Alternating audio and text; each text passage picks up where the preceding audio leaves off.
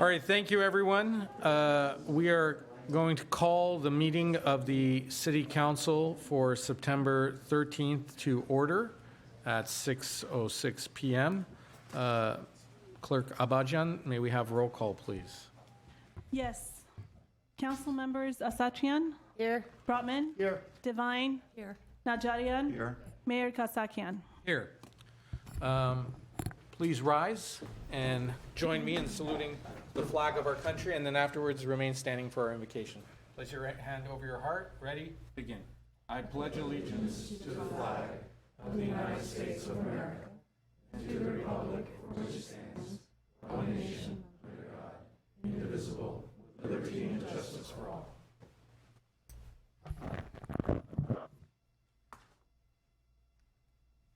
Let us begin by acknowledging that this council meeting is taking place on the indigenous lands of the Gabriel Lino Tangva people. As an indigenous person from the occupied lands of Western Armenia, and as someone who continues to witness my ancestral lands come under attack, I know that justice can only begin by recognition and acknowledgement of the past, by bringing the truth to light and rectifying injustices. Let us recognize the people on whose lands we reside today. Let us remember the truth about the past, and let us always press for justice. I like to end with an affirmation by poet Luis Valdez, who invokes the Mayan precept. In Lakesh, tú eres mi otro yo, you are my other me. Si te hago daño a ti, if I do harm to you, me hago daño a mí mismo, I do harm to myself. Si te amo y respeto, if I love and respect you, me amo y respeto yo. I love and respect myself. En Lakesh. Thank you. Thank you.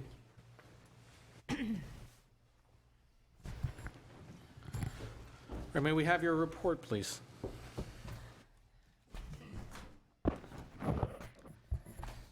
The agenda for September 13, 2022 regular meeting of the Glendale City Council was posted on September 7, 2022 on the bulletin board outside City Hall. Great. And under item 3, presentation appointments, can we please have 3A? We have 3A agenda preview for the meetings of Tuesday, September 20, 2022. Good evening, Mayor Kasakian, members of the City Council. Next week's Housing Authority is just the approval of minutes at 3 o'clock in the afternoon. That'll be followed immediately by a special meeting of the City Council with 2 items on the agenda. The first will be from the Community Development Department regarding consideration of a moratorium on new and conversions of existing drive-thrus throughout the city. And the second item is, again, from Community Development regarding alfresco dining in parking lots and a potential to put the enforcement of those into abeyance for a period of time. Under the evening's council agenda, we have a number of consent items. At 4B will be a report from Water and Power regarding the Water and Power source disclosure for calendar year 2021, followed by a report from the Public Works Department regarding acceptance of grant funds for the Transit and Intercity Rail Capital Program. Under action items, Public Works will provide a report on fleet electrification study, followed by a report from Glendale Water and Power regarding the Shoal Canyon Landfill Biogas Renewable Generation Project. And the last item on that evening's agenda will be from Management Services regarding the appointment of 1 member of the City Council to serve on the Burbank Airport Authority. And finally, under hearings, we have 1 hearing from Community Development regarding miscellaneous cleanup and minor amendments to the DSP and associated zoning code standards relating to the DSP. That concludes next week's preview. Great. Thank you very much. And also, in addition to the agenda previews, I want to note that we will be moving certain things with the agendas around because initially we had a meeting scheduled for October 4th. It has been brought to our attention, and rightfully so, that evening is the beginning of Yom Kippur, so that meeting will be moved to the following week, which was previously a week where we did not have a meeting scheduled. So we will adjust the calendar, the forecast agendas accordingly. With that, I know that we have a proclamation, but before we go to the proclamation, I'd like to turn it over to our city manager, Rubik Galanyan, with an important item. Thank you very much, Mayor Kasakian. I'd I'll start by saying that after an extensive search, nationwide search, and a comprehensive competitive selection process, I'm happy to request your approval of my choice for the next fire chief of the city of Glendale. Chief Ernst, who's present here, is a 35-year veteran of the California Fire Service, rising through the ranks to the position of Assistant Chief in the Los Angeles Fire Department. Just a year after completing his bachelor's degree in biology pre-med at Loyola Marymount University in 1986, he joined the LAFD as a paramedic in 1987 and soon began to move through his career in emergency services in the position of firefighter paramedic, engineer, Captain 1, Captain 2, battalion chief, and ultimately assistant chief. In addition to working on a variety of challenging field assignments throughout the city of Los Angeles, he held a number of high-profile administrative assignments, including working in the medical liaison unit, the fire chief's planning section, supervising the air operations section, supervising the supply and maintenance division, and supervising the emergency medical services division. Being drawn to the more technical side of the career, Chief Ernst was instrumental in the development of the department's Swiftwater Rescue Program and the department's FEMA Urban Search and Rescue Team program. That's where he held the positions of rescue specialist, medical specialist, and task force leader. With an extensive background in large incident organization and management, Chief Ernst has held the position of incident commander of an LAFD incident management team for over 10 years and has been a member of CAL FIRE incident management team for 12 years, where he has held the position of the operations section chief at some of the largest wildfire in our state's history. Prior to beginning his fire service career, he joined the Los Angeles Sheriff's Department as a reserve deputy, where he would serve as a member of an elite mountain rescue team in our local Southern California mountains for over 17 years. Chief Ernst has lived in La Crescenta for 25 years with his wife Patsy and their 4 children, Jessica, Kevin, Wyatt, and Scotty, 2 of whom are here. He seeks to continue making a positive impact on the future of the fire service through continued engagement at all levels and progressive leadership of the outstanding members of our Glendale Fire Department, knowing that today's firefighters will be tomorrow's fire service leaders. Mr. Mayor, Mayor City Council, with that, I respectfully request your approval of the appointment of Chief Ernst and welcome him to the Glendale family. Thank you. Thank you, Mr. Galanian. I know that Chief Ernst is here, and we'll hear from him as soon as we go through the procedural portion of this. I'd like to ask my colleagues, Councilmember Najarian, to make the motion. Thank you, Mr. Mayor. I move that pursuant to Glendale City Charter and Government Code Section 54957.1A5, the Council of the City of Glendale hereby approves the city manager's appointment of Timothy Ernst as the fire chief of the City of Glendale, effective September 19th, 2022. Is there a second? Second. All right, and I think that everyone jumped at the opportunity, so Councilmember Brotman beat everyone to the punch with that. Let's have the roll call, please. Council members Asatrian? Yes. Brotman? Yes. Divine? Yes. Najarian? Yes. Mayor Kasakian? Yes. Congratulations to the next chief of the City of Glendale.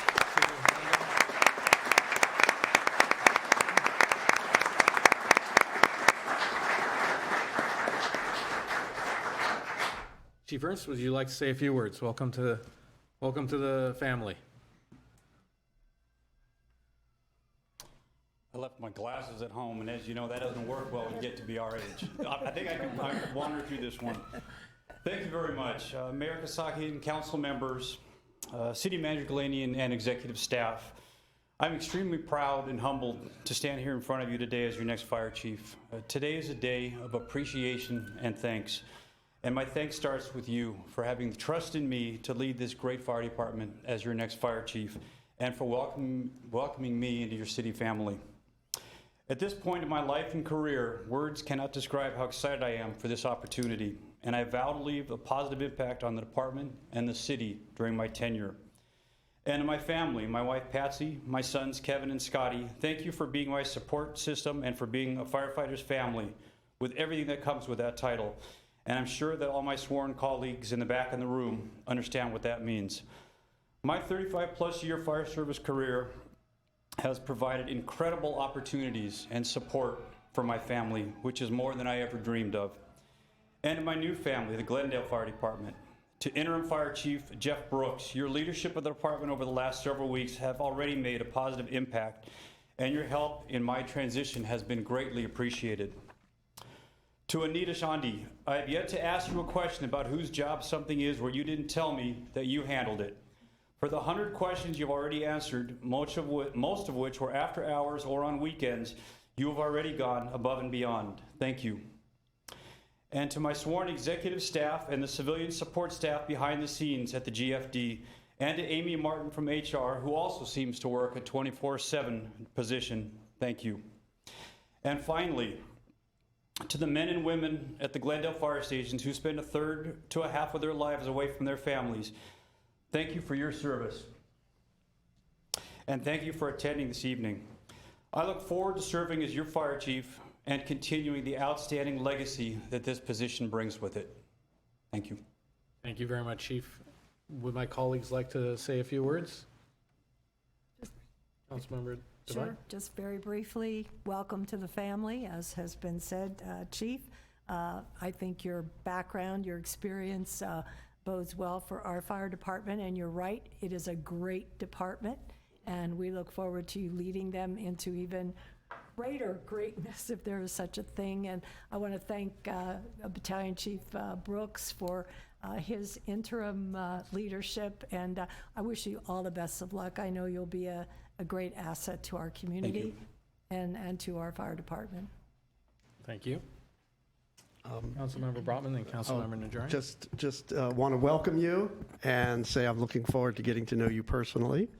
And if people in the audience don't know, you are almost a Glendale resident. You lived right next door in La Crescenta.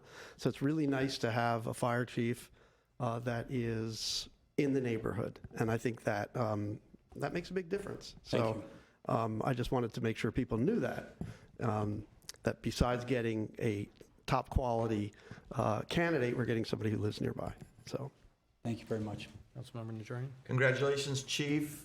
As you know, that you've got a great department that you're going to be leading, but we've also got a great city family and a great city full of great residents, and we're all going to be counting on you and your men and women to keep us safe in those times when we need you the most. And I have my full confidence in you and your department. So congratulations. Thank you, sir. Councilmember Asatrian. Joining my colleagues and welcoming you. I'm very excited to have you. Our Class 1 fire department needs to stay as such, and I'm confident that with your leadership, our men and women will have a great leader. I look forward to seeing you at our community events and flourishing the relationships that we've had in the past between the fire department and the community. And I know you're going to do a fine job. So thank you for choosing Glendale. Thank you. I'm honored to be here. Well, Chief, I want to, again, echo what my colleagues have said. Besides thanking you, I do want to take a moment to thank the Acting Chief Brooks, wherever he is. I know he's here. There he is in the back. Thank you very much for making sure that everything ran smoothly while this extensive search sought out the best, and I feel that we certainly found the best. We're very fortunate we were able to talk you out of retirement to come back in to the service and serve the people of Glendale. And how appropriate that we're making this appointment just on the heels of the anniversary of September 11th, which should act as a reminder to all of us of the tremendous sacrifice made by our public safety and fire safety personnel, that whenever there's a disaster, whenever a disaster strikes, these are the individuals who run towards it rather than from it to keep our community, our nation safe. Thank you very much. I know you have some special guests with you. Would you like to introduce who's here with you this evening? This is the fun part. Family, you get to stand up. This is my wife, Patsy, our oldest son, Kevin, and our youngest son, Scotty. We have 2 others that you'll meet on the 29th. All right. Thanks for joining us tonight. Thank you very much. Congratulations again. Let's give him another round of applause.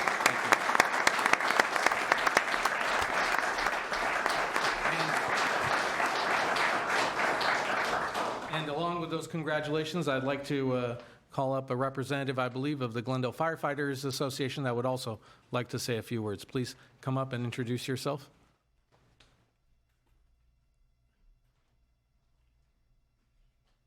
All right, well, my speech is definitely not going to be as nice as his, but we're going to try our best. Mayor Kasakian, members of the City Council, thank you for having me tonight. R. Zakarian, Vice President of Glendale Firefighters Local 776, representing the men and women of the Glendale Fire Department. The Glendale Firefighters Association is committed to supporting the vision, the goals, and objectives, and committed to building an outstanding foundation with our City Council and our newly appointed Fire Chief based on mutual trust and respect. We support the appointment of Fire Chief Ernst and our collective goal to respect the diversity of our city and the collective desire to improve the quality of life for our residents, visitors, and most importantly, the safety of our firefighters. We believe that public safety continues to be a primary concern for our council, our residents, and we are proud to represent the men and women of the Glendale Fire Department in congratulating Fire Chief Tim Ernst. Furthermore, we would like to thank City Manager Golanian, Deputy City Manager John Taktalian, and the entire City Council for their support and their constant desire to appreciate its firefighters as we transition into a new chapter of not only the Glendale Fire Department, but also the City of Glendale out of the COVID-19 pandemic. Our firefighters stood by the fire chief who was here at the time, and we continue to give the service and then some to the residents of this city. We would like to thank the command staff and Battalion Chief Brooks for continuing to demonstrate and to deliver our Class 1 service as the interim fire chief as we searched for a new fire chief. As public safety members, and most importantly as firefighters, we stand with Chief Ernst. He has illustrated and promised to place a priority on keeping the Glendale community safe, as well as continuing the growth and development of this city and the department. Fire Chief Ernst has long been in the ranks and in the trenches alongside some of the best firefighters in the nation, and we are proud to support him and his command staff in leading the Glendale Fire Department in this new chapter. We appreciate the hard work ethics, experience, and commitment to public safety Chief Ernst will continue to illustrate for the safety of Glendale firefighters, its residents, and most importantly, to its visitors. We are confident that his service and determination will ensure that our city provides for its firefighters and all first responders with the most dedicated plan to protect our firefighters and most importantly, to protect you guys and the City of Glendale. We stand united and are honored to support his mission to successfully lead the City of Glendale and the Glendale Fire Department. He has our support. And to go right off the cuff, our firefighters are here, and I want them to know that I support this appointment. I want them to know that the GFFA board supports this appointment. We will continue to show up to work. When people run away, we will run in, and we'll continue to serve this city like we always have for so many years that this department has done so. We're ready to support and stand behind Chief Ernst. He has our promise, and we'll collectively make sure that this city continues on the projection that it's supposed to be on. Thank you very much. Thank you very much. We appreciate that.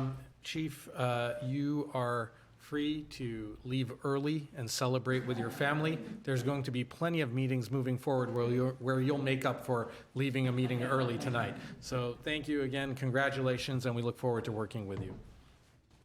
All right, next item on the agenda, moving to 3B.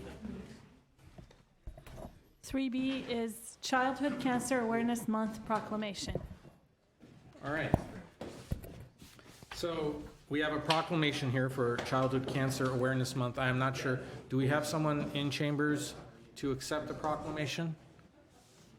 If we do not have someone, then I'll just read it, and then I'll pass this to the clerk to be presented to those who asked for it. This is a proclamation again for Childhood Cancer Awareness Month, and it reads, whereas the American Cancer Fund for Children and Kids Cancer Connection report cancer is the leading cause of death by disease among the U.S. children between infancy and age 15. This tragic disease is detected in more than 16,000 of our country's young people every year. An estimated 400,000 children and adolescents are diagnosed globally with cancer each year, And whereas 1 in 5 of our nation's children loses his or her battle with cancer, many infants, children, and teens will suffer from long-term effects of comprehensive treatment, including secondary cancers. And whereas founded nearly 30 years ago by Stephen Firestein, a member of the philanthropic Max Factor Cosmetics family, the American Cancer Fund for Children, Inc., Kids Cancer Connection, Inc., and Lions Club International are dedicated to helping these children and their families.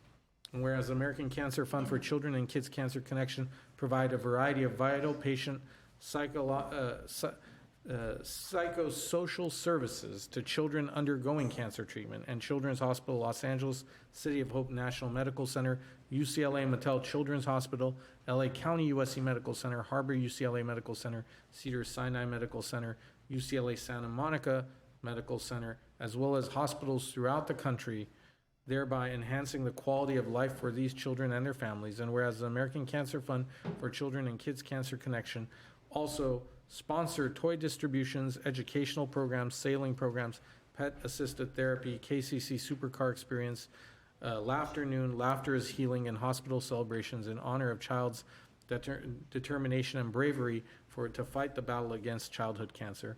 Now therefore I, Ardashus Kasakian, Mayor of the City of Glendale, proclaim September 2022 as Childhood Cancer Awareness Month.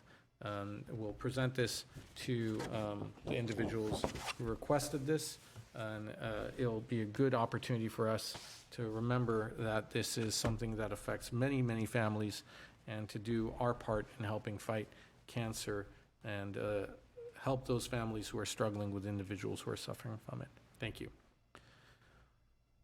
What is next? Next is item C, appointment of board and commission member, introduced by Asatrian on 8/23/2022, Alex Fay, Glendale Water and Power Commission. All right, Councilmember Asatrian. Just a short background on Mr. Fay. He's currently, and for the last 10 years, been in the technology industry and working for technology companies that concentrate on environmental impact. He's a previous advisor to LA City Council and Mayor Viragosa on clean energy, sustainability, and local and economic development. He holds a bachelor's in history and minor in public affairs from UCLA. All right, thank you. There's no second for these nominations. We'll just go to roll call. Councilmember Asatrian, Yes? Brotman, Yes. Divine, Yes. Najarian, Yes. Mayor Kasakian. Yes. 3D. Next item, 3D, appointment of board and commission member, introduced by Councilmember Asatrian on 8/23/2022, Cole Bazemore Sustainability Commission. All right, Councilmember Asatrian. Mr. Bazemore, I believe, is here. He holds a master's in environmental policy from University of Washington. He currently works for FEMA as a public assistance program delivery manager, and is a member of the Glendale Environmental Coalition, Walk by Glendale, and volunteers with our Parks Department. All right. May we have roll call on this appointment? Yes. Council members Asatrian, Yes? Brotman, Yes. Divine, Najarian, Yes. Mayor Kasakian. Yes. Next Would you like to say a few words, Commissioner?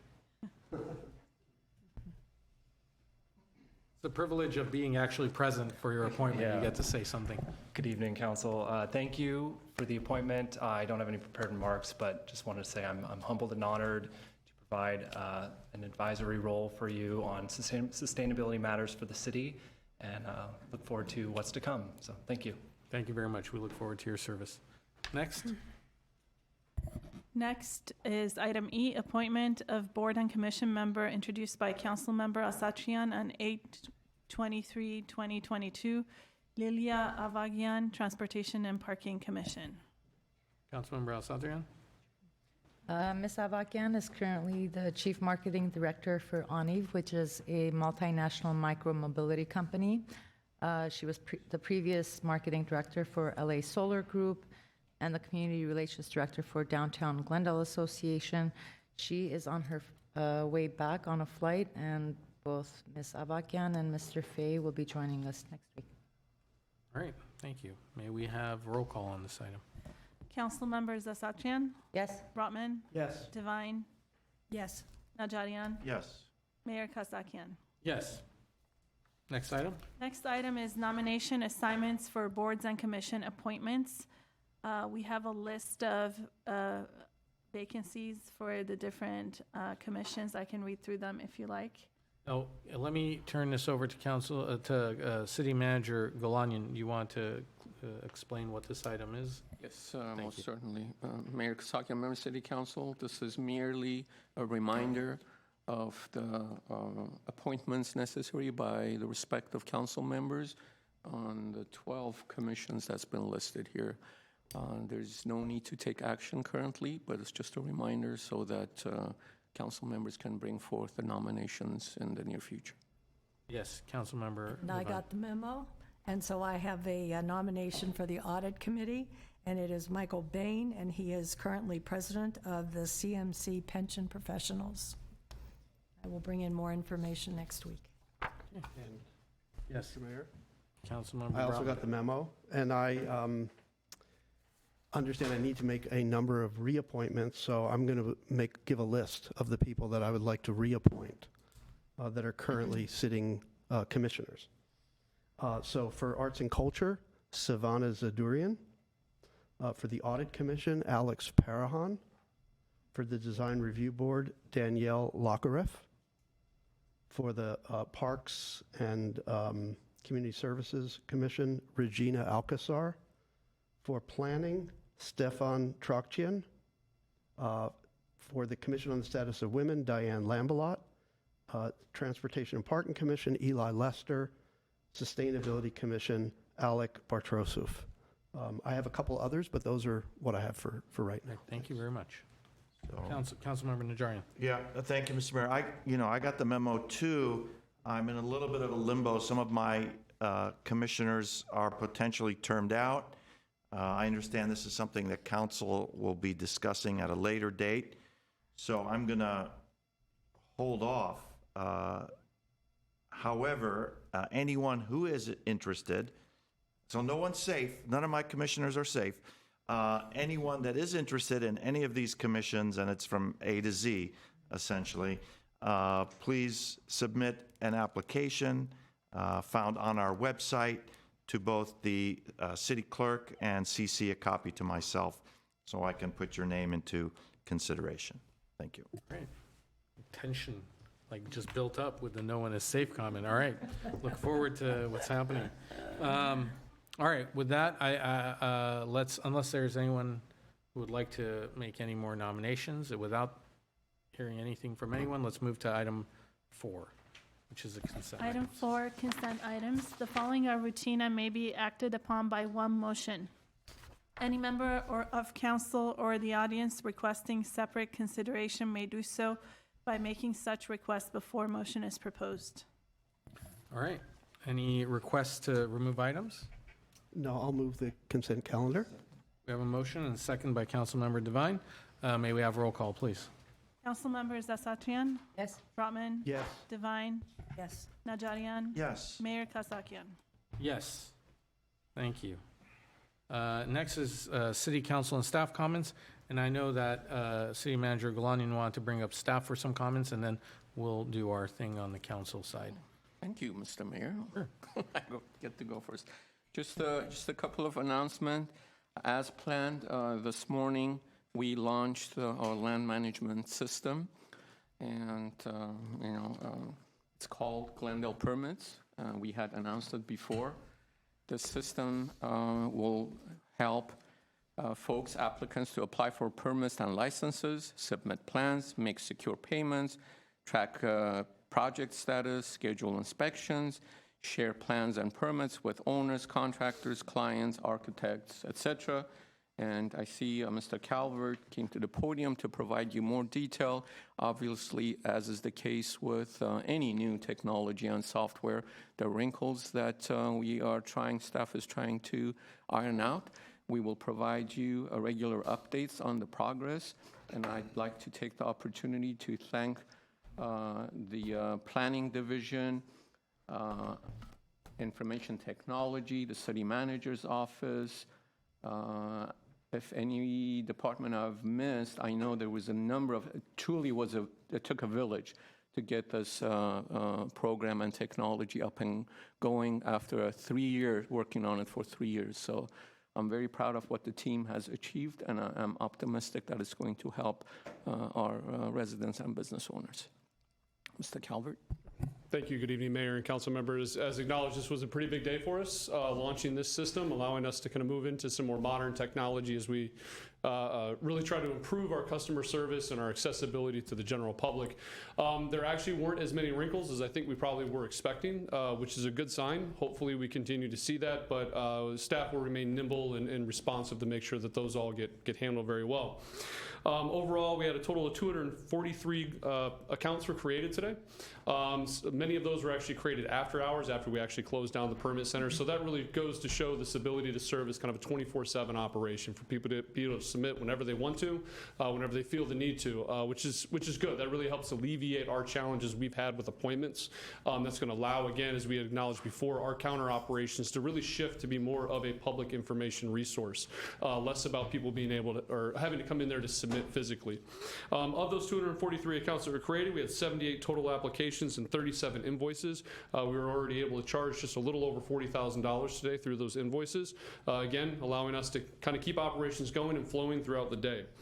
We had 33 total inspections scheduled, and we had about 30 people that came in, a little bit more than 30, that actually used our kiosk center. So we took MSB 106 and set that up as kind of a customer service space so that people coming in who are just now learning about this, and as you're all aware that we talked about a couple weeks ago, we had a very extensive outreach campaign. Flyers, emails, videos, poster boards that were put up around City Hall. We tried our best to get as much information out there, but we did have about 30-some applicants that came in today who were looking to file. They were able to use our kiosk center. We had staff from planning, building, fire and safety, ISD, a number of different divisions there to help them walk through the process, especially as they try to figure out what kind of application. We had a lot of really positive feedback from the public in that regards too, that we were open, we were accessible, that we had people to help them walk that through. We're going to keep that going as people learn this process and learn how to use this system. A lot of good positive feedback in terms of us really moving into the 21st century, if you will. They were very pleased with the system, very happy with the system. We also heard that from people who had been testing it, but we also heard it from people that were coming in the door today.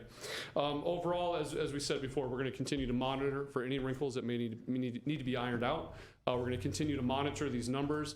We have discussed at prior council sessions our ability to kind of track and create very firm timelines for projects. This is going to be that foundation that's going to give us that information so that we have enough data to be able to start establishing those kind of firm timelines.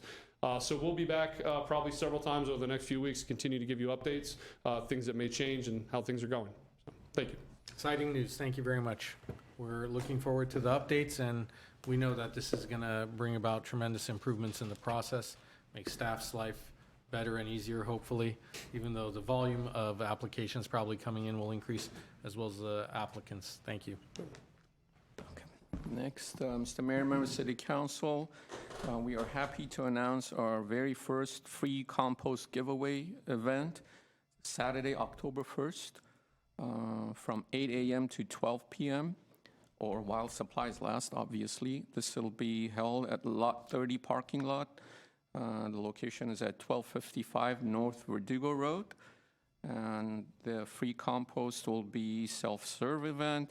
Bring a sturdy container, shovel, and gloves.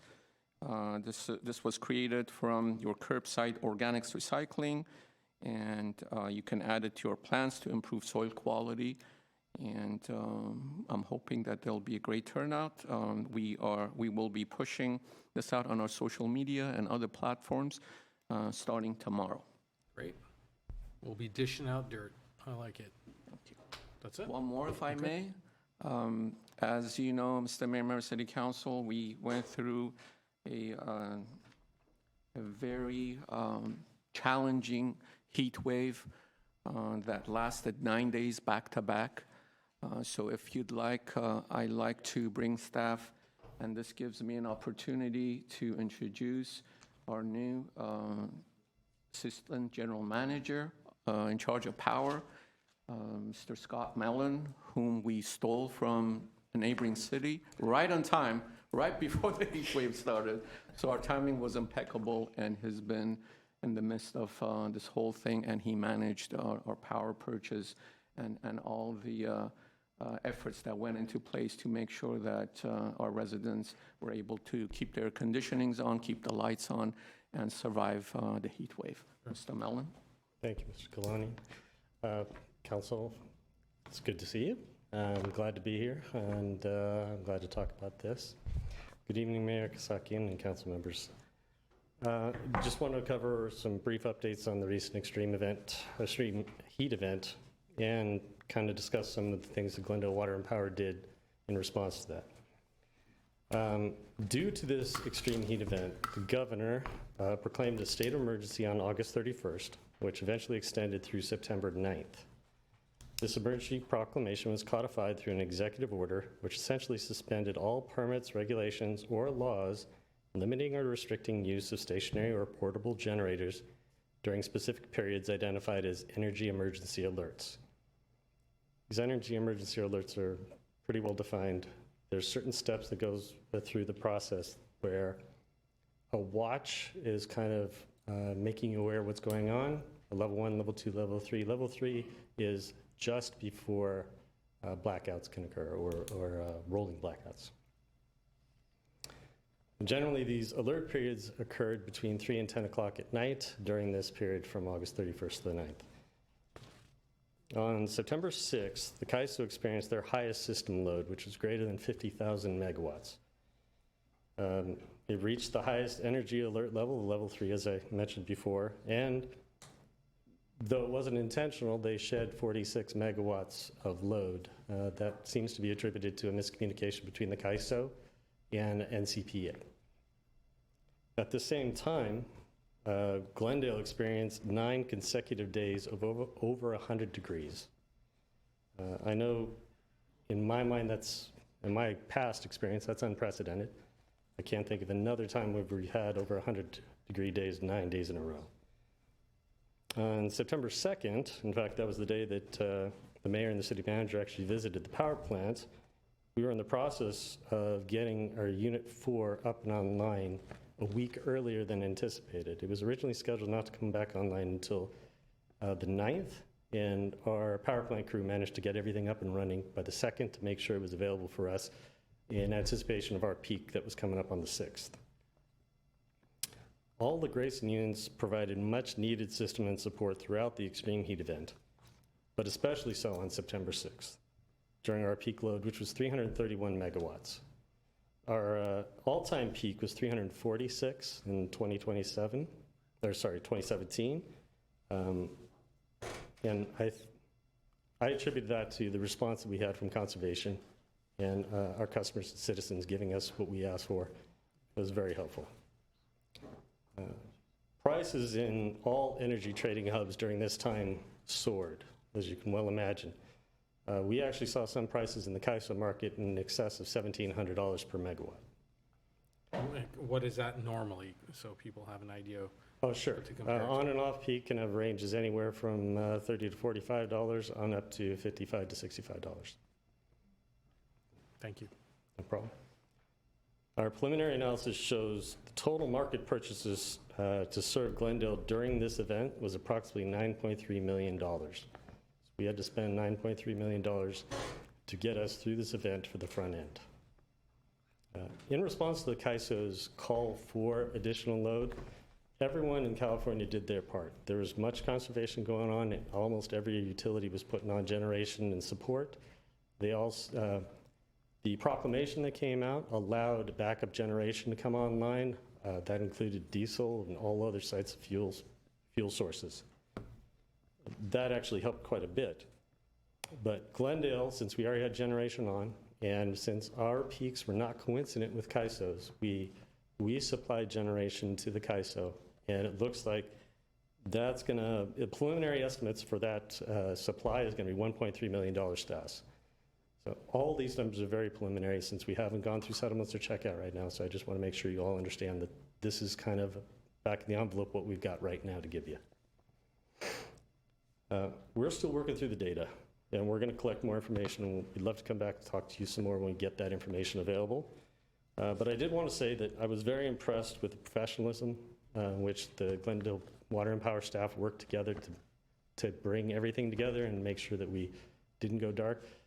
You know, Mr. Galanian kind of pointed out that I've been here 13 days. I started on the 1st, and it's been a lot of madness in that process. But, you know, trial by fire, I was ready for it. So I'm very happy to go through it with you all and kind of find an end to it.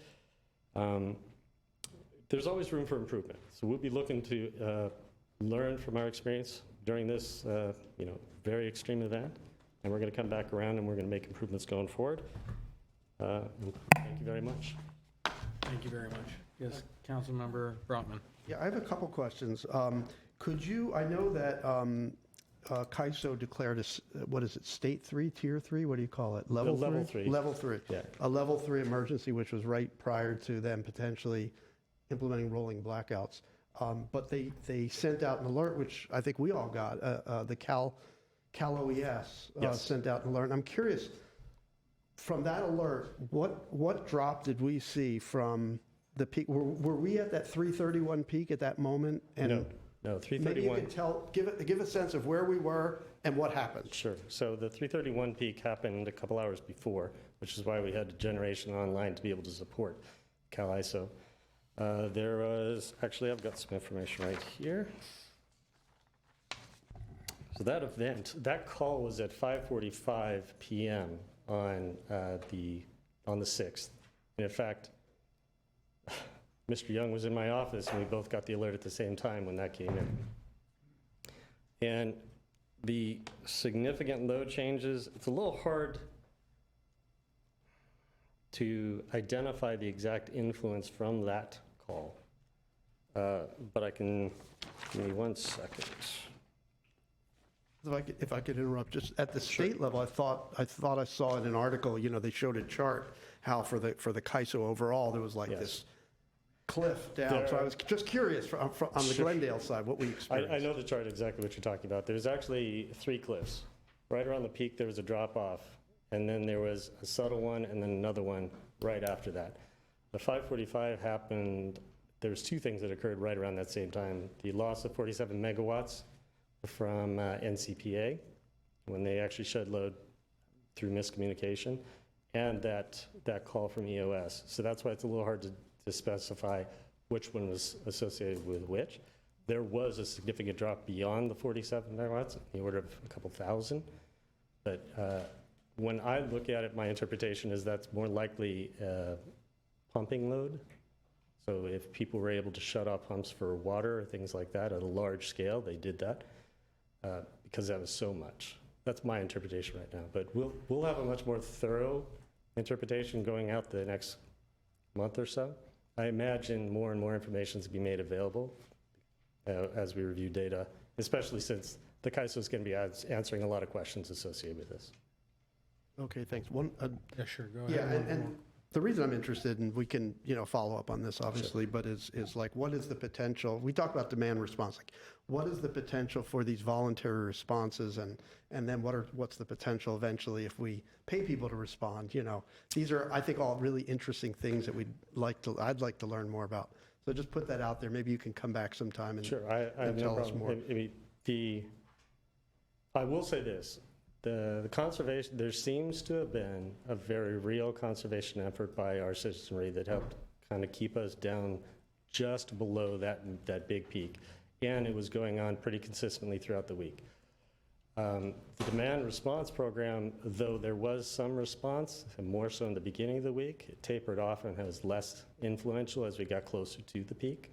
And I think that had to do with behavior.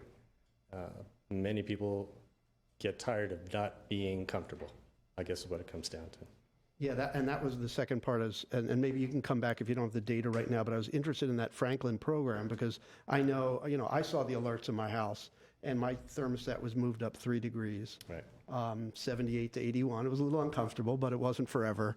But I am curious, like, if you could tell us how much load reduction we got from that program in this period of time, and, you know, how many people actually overrode that? Because I know it gives you the option. You could say, no, I can't take this. I'm going to opt out. Like, so Either now or later, I'm Maybe we interested. can do it later as a follow-up to Mr. Mayor, this, because we're we'll bring a getting... report back later. Okay. Any other, Councilmember Najarian? No, that text was a plea for the political future of Gavin Newsom. Had we gone into blackouts, I assure you, he would have suffered the same fate Gray Davis did back in 2001, 2002. So it worked. Yeah, it did work. Yeah, well, and. Thank you very much.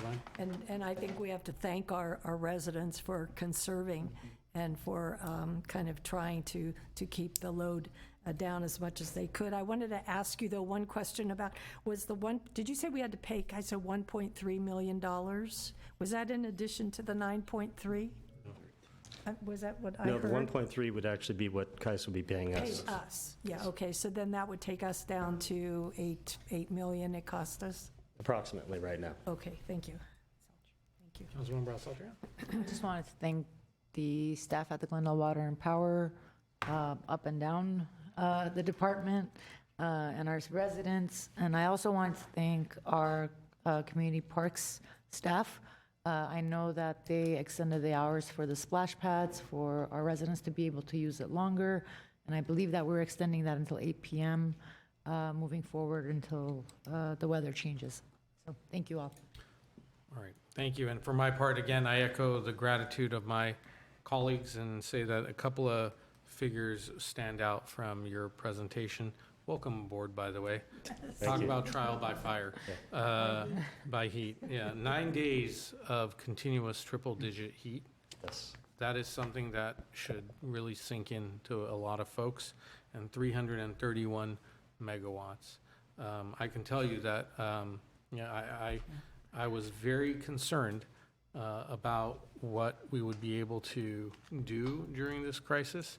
Other parts of the country have their own type of extreme weather catastrophes. This is what's going to be, along with wildfires, these extended periods of triple-digit heat that I, like you, cannot recall in my lifetime here in Glendale, and I'm assuming that it will only continue, if not increase, moving forward because of some of the poor decisions that we've made, not here in Glendale, but as a species on this planet, and we have to be very, very careful. So I did go to the power plant to see where we were, what was being done. Thank goodness for getting that one unit up and running. Had it not been for that, I don't know where we would be. I want to thank Director Mark Young.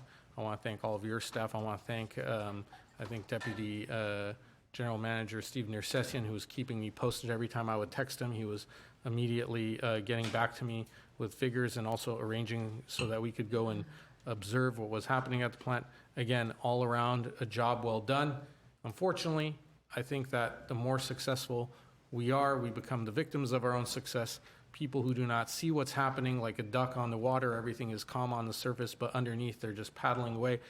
When they see that, they're gonna try and, as Councilmember Brotman said, try and tinker with the thermostat and realize, well, the lights haven't gone out yet. We haven't had blackouts or brownouts yet, and then try to fiddle with that. But, I appreciate what you guys are doing behind the scenes to make sure that everything is running smoothly. So kudos to you. Thank you. Thank you. All right, what is next? We have community event announcements? Oh, wait, no, I just totally skipped over our council comments because we went with staff first. Do any of my colleagues have any comments? I have two. Do you want me to hold it now? No, go ahead. Now is the time. Councilmember Asatrian. So two things. One, on August 26th marked Women's Equality Day. I had the opportunity to attend an event in Los Angeles hosted by Mayor Garcetti called Power of Procurement. It was specifically for women-led businesses. I was saddened to see that we didn't do anything in Glendale to celebrate Women's Equality Day, so I'd like for us to look at some opportunities, how we empower our local women and particularly women-owned businesses, perhaps starting to look at a process for giving contract preference to women-owned, minority-owned, as well as locally owned businesses. It's something that we don't have here. And then at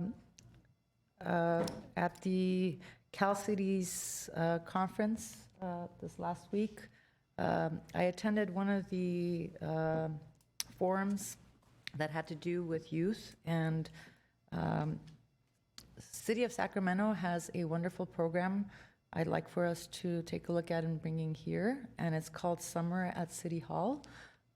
It's an internship program opportunity for our local youth. I would request a second for that, if any of my colleagues would be willing to entertain that.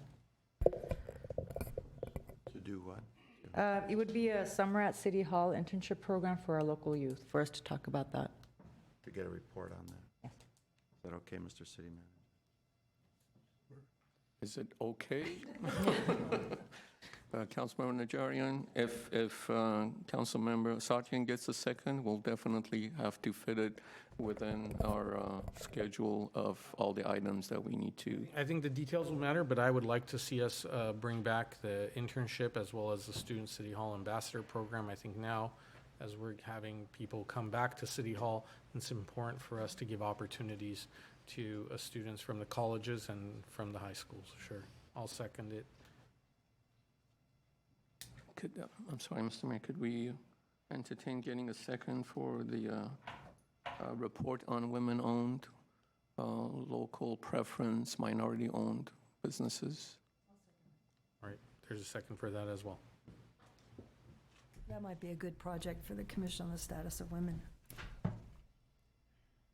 Councilmember Asatrian? That's it? All right, thank you. Any of my other colleagues? Okay.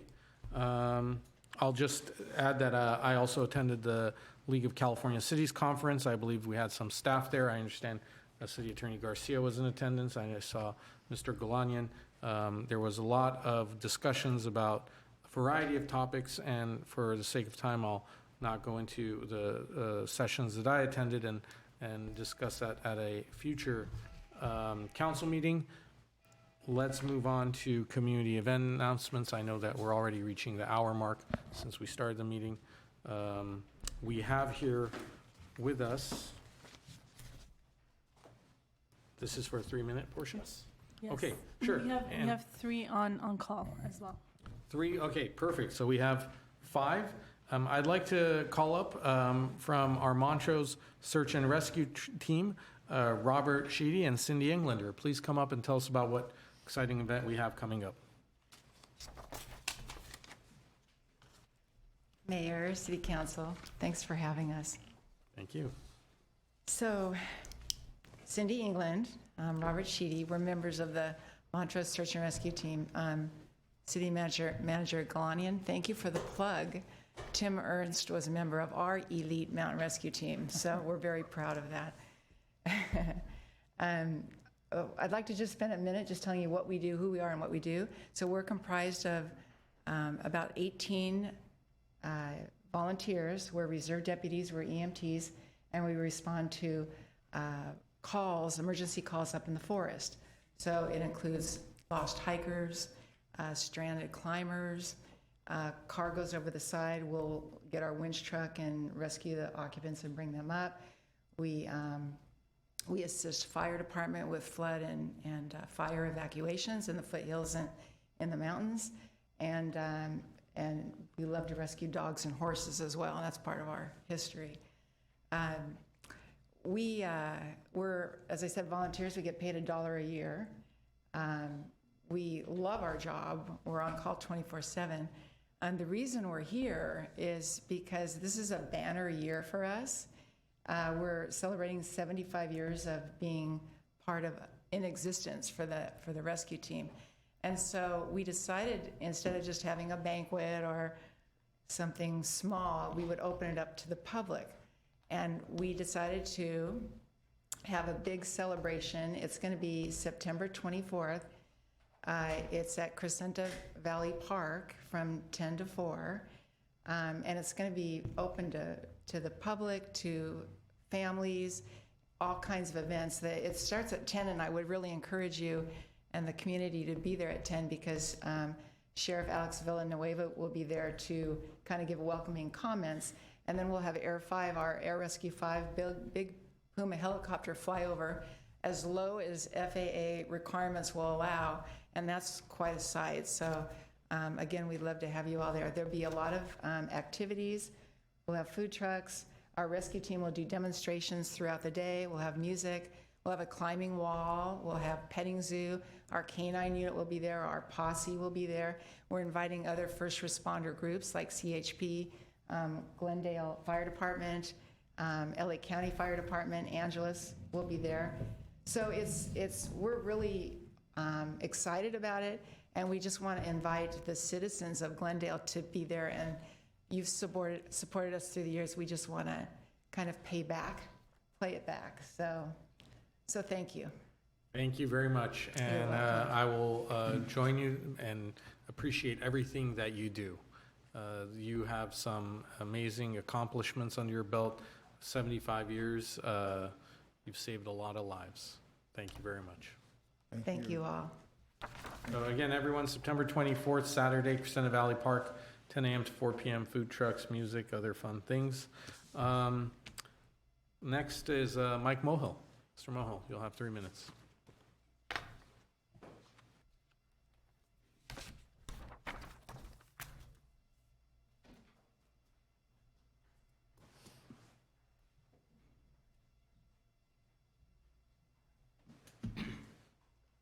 Evening, council members. My name is Mike Mohill.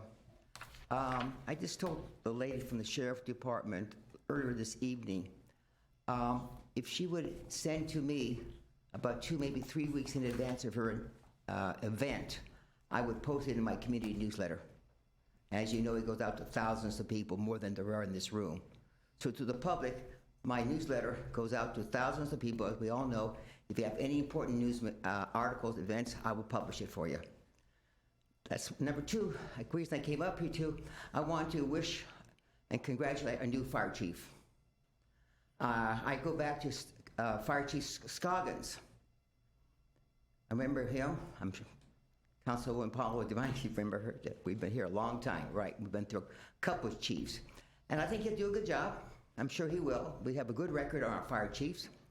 I like our previous one very much. I teased him, but I didn't write about him too much, so he was happy about that one. I am happy that our new fire chief will live in the local area. That's important to me.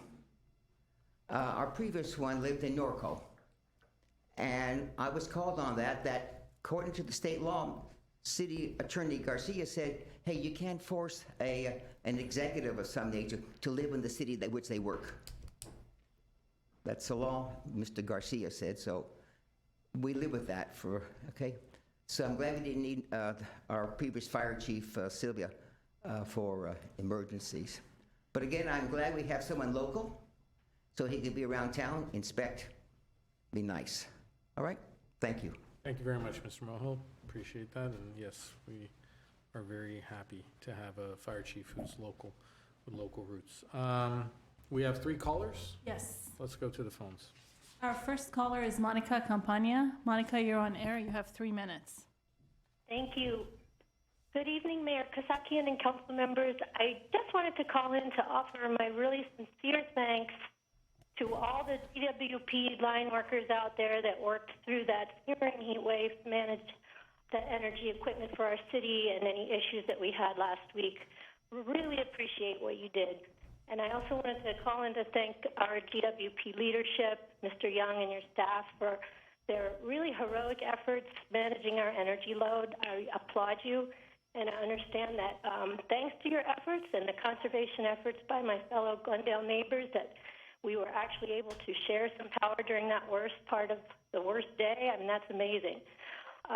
What happened with conservation here and throughout the state, it really shows the value of demand response, and I hope we can build out our current Franklin program fully and perhaps develop another program like the one that Connect offers where they pay people during those emergency times to conserve, because nothing talks like a little money. And as a personal example, at my home, we managed over the course of those 9 days with our solar and our storage to stay off the grid every night until about 10 to midnight. And every one of those nights except one. And it would have been longer if my husband wasn't home working and my son wasn't home sick from school all week. Under normal conditions, we can stay off grid much longer than that. I look forward to a future where many more of our homes here and commercial properties have those same tools to play their part too. And hopefully with your recently passed clean energy resolution and the support of GWP, we will get there. Thank you again, Mr. Young and your team, for all your hard work last week. Thank you. Thank you. Our next caller is Tony Pasarella. Tony, you're on air. You have 3 minutes. Good evening, Mayor, Council members. Tony Pasarella. I want to talk tonight about City Clerk Abajian and her personal agenda here. When you go into her, Mayor Kasakian, for invocation, what she's doing is not an invocation. It's some personal agenda with this indigenous, and she's done it every week. So let me give you the definition, Webster's definition, simple definition of an invocation. A form of a prayer invoking God's presence, guidance, protection, and inspiration. Clearly, she is leaving God out of this meeting, and I'm taking offense to that, and I think it's pathetic what she's getting away with in front of all of us, but not me. I'm calling her on it. So let me give you an example. I mean, you can go to the internet and pull up any number of invocations to read at a public meeting. Here's an example. God of peace, we pray for unity in our meeting today. We have come together as a group united in passion and purpose. Come and help us maintain unity as we discuss certain matters. We pray for open hearts, open minds that will promote and accept better ideas. If there are any who is failing, we ask for humility to accept and learn from necessary correction. Dear God, we seek your honor in everything we do and say. So we lift up this meeting to you. Be in our midst. That's invoking God. Be in our midst. Bind our hearts and our minds by your Spirit. Amen. So, Mayor Kasakian, I'm challenging you and asking you, requesting you to get a handle on this, and if need be, throw it to Assistant City Clerk Jemian, who did an amazing job with the invocation for many years. So why don't we throw it back to him? That's an idea, but get a handle on City Clerk Abajian and her agenda, because what she's doing is wrong, and I don't appreciate it. It's offensive. Thank you very much. Next caller. Our next caller is Theresa Chang. Theresa, you are on air and you have 3 minutes. Great. Good evening, and thank you, council members, for the opportunity to share my comments. I'm calling as a representative from the Sierra Club. First, I want to echo Ms. Campagna's comments on solar and storage, and also recognize all the communication from Glendale Water and Power and the amazing conservation efforts of Glendale residents to reduce peak load to be lower than 2017's historic peak load. I think that's pretty extraordinary during a historic heat wave. I also wanted to call in to respond to statements made during the August 16th discussion on the Grayson Power Plant. First, Mark Young said that installing 3 fossil gas units at Grayson is sufficient to meet Glendale's energy needs. 3 units is about 56 megawatts of energy. It doesn't make sense for Glendale to lock itself permanently into this gas infrastructure for that small amount of energy. 56 megawatts could and should come from clean energy, including the new rooftop solar and storage ordinance that the council passed at the last meeting. Second, statements made by Mr. Young confirm that hydrogen is not a clean energy transition for Glendale. There are no turbines on the market, as he stated, that can run on a 100% hydrogen, and it is unclear if there ever will be. This means for the foreseeable future, Glendale would burn at least 75% gas at Grayson, continuing to release climate-warming carbon dioxide into our atmosphere. It's this carbon dioxide that causes the extreme heat events like we just experienced, as well as pollutants that are toxic, especially for the children at the 4 child care centers and 5 schools less than a mile away from the plant. Lastly, there is no source for green hydrogen. I know that Councilmember Najarian pointed to the SoCal gas pipeline called Angeles Link, but this pipeline does not exist. and it's unclear if it will ever exist with permitting issues and capital costs that could fall mostly on Glendale ratepayers, as SoCal Gas has not pointed to any confirmed off-takers for the pipeline. And just to echo Councilmember Brotman, there's so much more the city can do in demand response, energy efficiency, commercial solar and storage, and residential solar permitting. As was stated earlier in the GWP presentation, last week's historic heat wave showed that when called upon, customer conservation can really work to reduce peak load, and a more robust demand response program, as well as the new storage slated to be built at Great Bend, will also play a critical role. I also just want to support Councilmember Strayan's point that it's premature to approve any number of units. We really need to unlock the unprecedented financial resources made available from the Inflation Reduction Act, and I would also add the Governor's Strategic Reliability Reserve. At City Council meeting after council meeting, I've heard the council say Glendale is a leader in green energy, but Glendale cannot be a leader while also being the last city in California to install a new gas plant. I urge you all to move Glendale toward new energy, not just through your words, but through your action. Thanks very much. Thank you. No more callers? No. All right, let's move on. Next are action items. Action item A, Glendale Water and Power regarding City of Glendale response to June 21, 2022 County of Los Angeles Civil Grand Jury Report entitled Water, Water Everywhere Leaking from the Pipes. 1, resolution approving City of Glendale response to June 21, 2022 Los Angeles Civil Grand Jury Report. Mr. Galanian? Yes, Mayor Kasakian, member City Council. Before I turn this over to our Chief Assistant General Manager of Water, Michael DeGhetto, just wanted to state that the State of California law requires that cities formally respond to each of the findings and recommendations in such LA Civil Grand Jury reports within 90 days of its publication. That's the reason we are in front of you with this presentation. And it also requires that responses be approved by the City Council. With that, Mr. DeGhetto.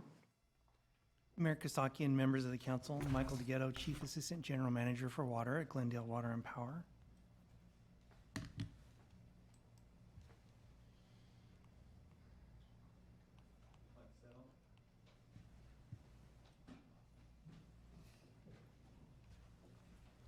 And I have a presentation, quick one.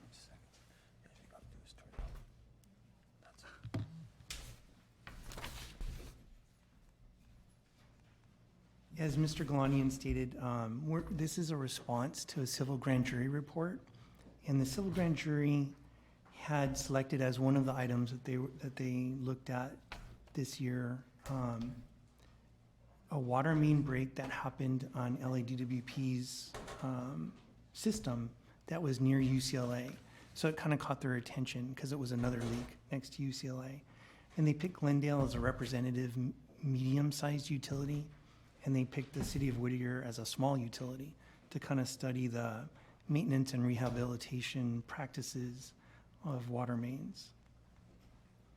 So really what this is about in the city's water mains and water system, it's part of our asset management program. And really there's a life cycle related to pipelines and all the assets that we have. And the capital improvement program is really the shortest part of that.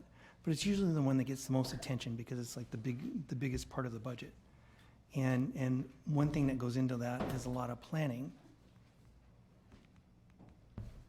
And so we completed our water master plan in December of 2015, and it had an analysis of the current system, predictions for the future needs, an assessment of the condition of our existing system, and really it gave like a roadmap of how to move forward to maintain the city's water system and do rehabilitations and replacements as needed.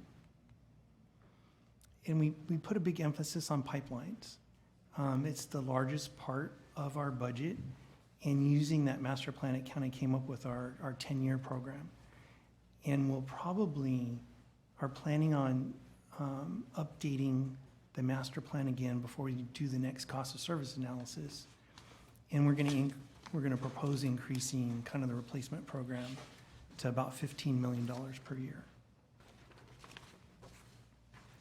So the city's pipelines, part of the program, we call it our pipeline management program. And so we've got 380 miles of pipelines in the city, and they just vary by size, material, year of installation, and the condition of the pipe. And the upgrades that we need are usually due to age and condition, and really to address some service issues. If the pipelines are small, maybe we'll upsize them to provide better fire flow and reduce energy consumption for pumping when we go in to do the replacements. And we looked at the pipelines based on those kind of categories. And so there's 20, for example, there's about 30 miles of 4-inch pipeline, 18 miles of 6-inch pipes that were installed before 1945, 66 miles that were installed between 1945 and 1970, and just kind of on and on like that. So one of the things that was mentioned in the grand jury report was coordination between utilities. Well, there's actually a state law that requires that, and it's basically call 811 or call before you dig. And any time that you're excavating in a public right-of-way, you need to make that call, and the utilities are required to respond. And you might notice different colors like paint on the ground. Sometimes it's related to someone calling before they dig. So the electric utility, the water utilities, sewer, things like that will get marked. And the report talked a lot about pipe materials. And it's just really important to use the appropriate pipe material for the application. And at GWP, we use PVC and ductile iron pipe. But we also, to save costs or extend the useful life of the pipelines that we have, is we'll do a cleaning and lining of some existing cast iron pipe that are 8-inch and larger. And one thing that's really important, and talked about this a lot in the report, the soils in Glendale, fortunately, are not very corrosive.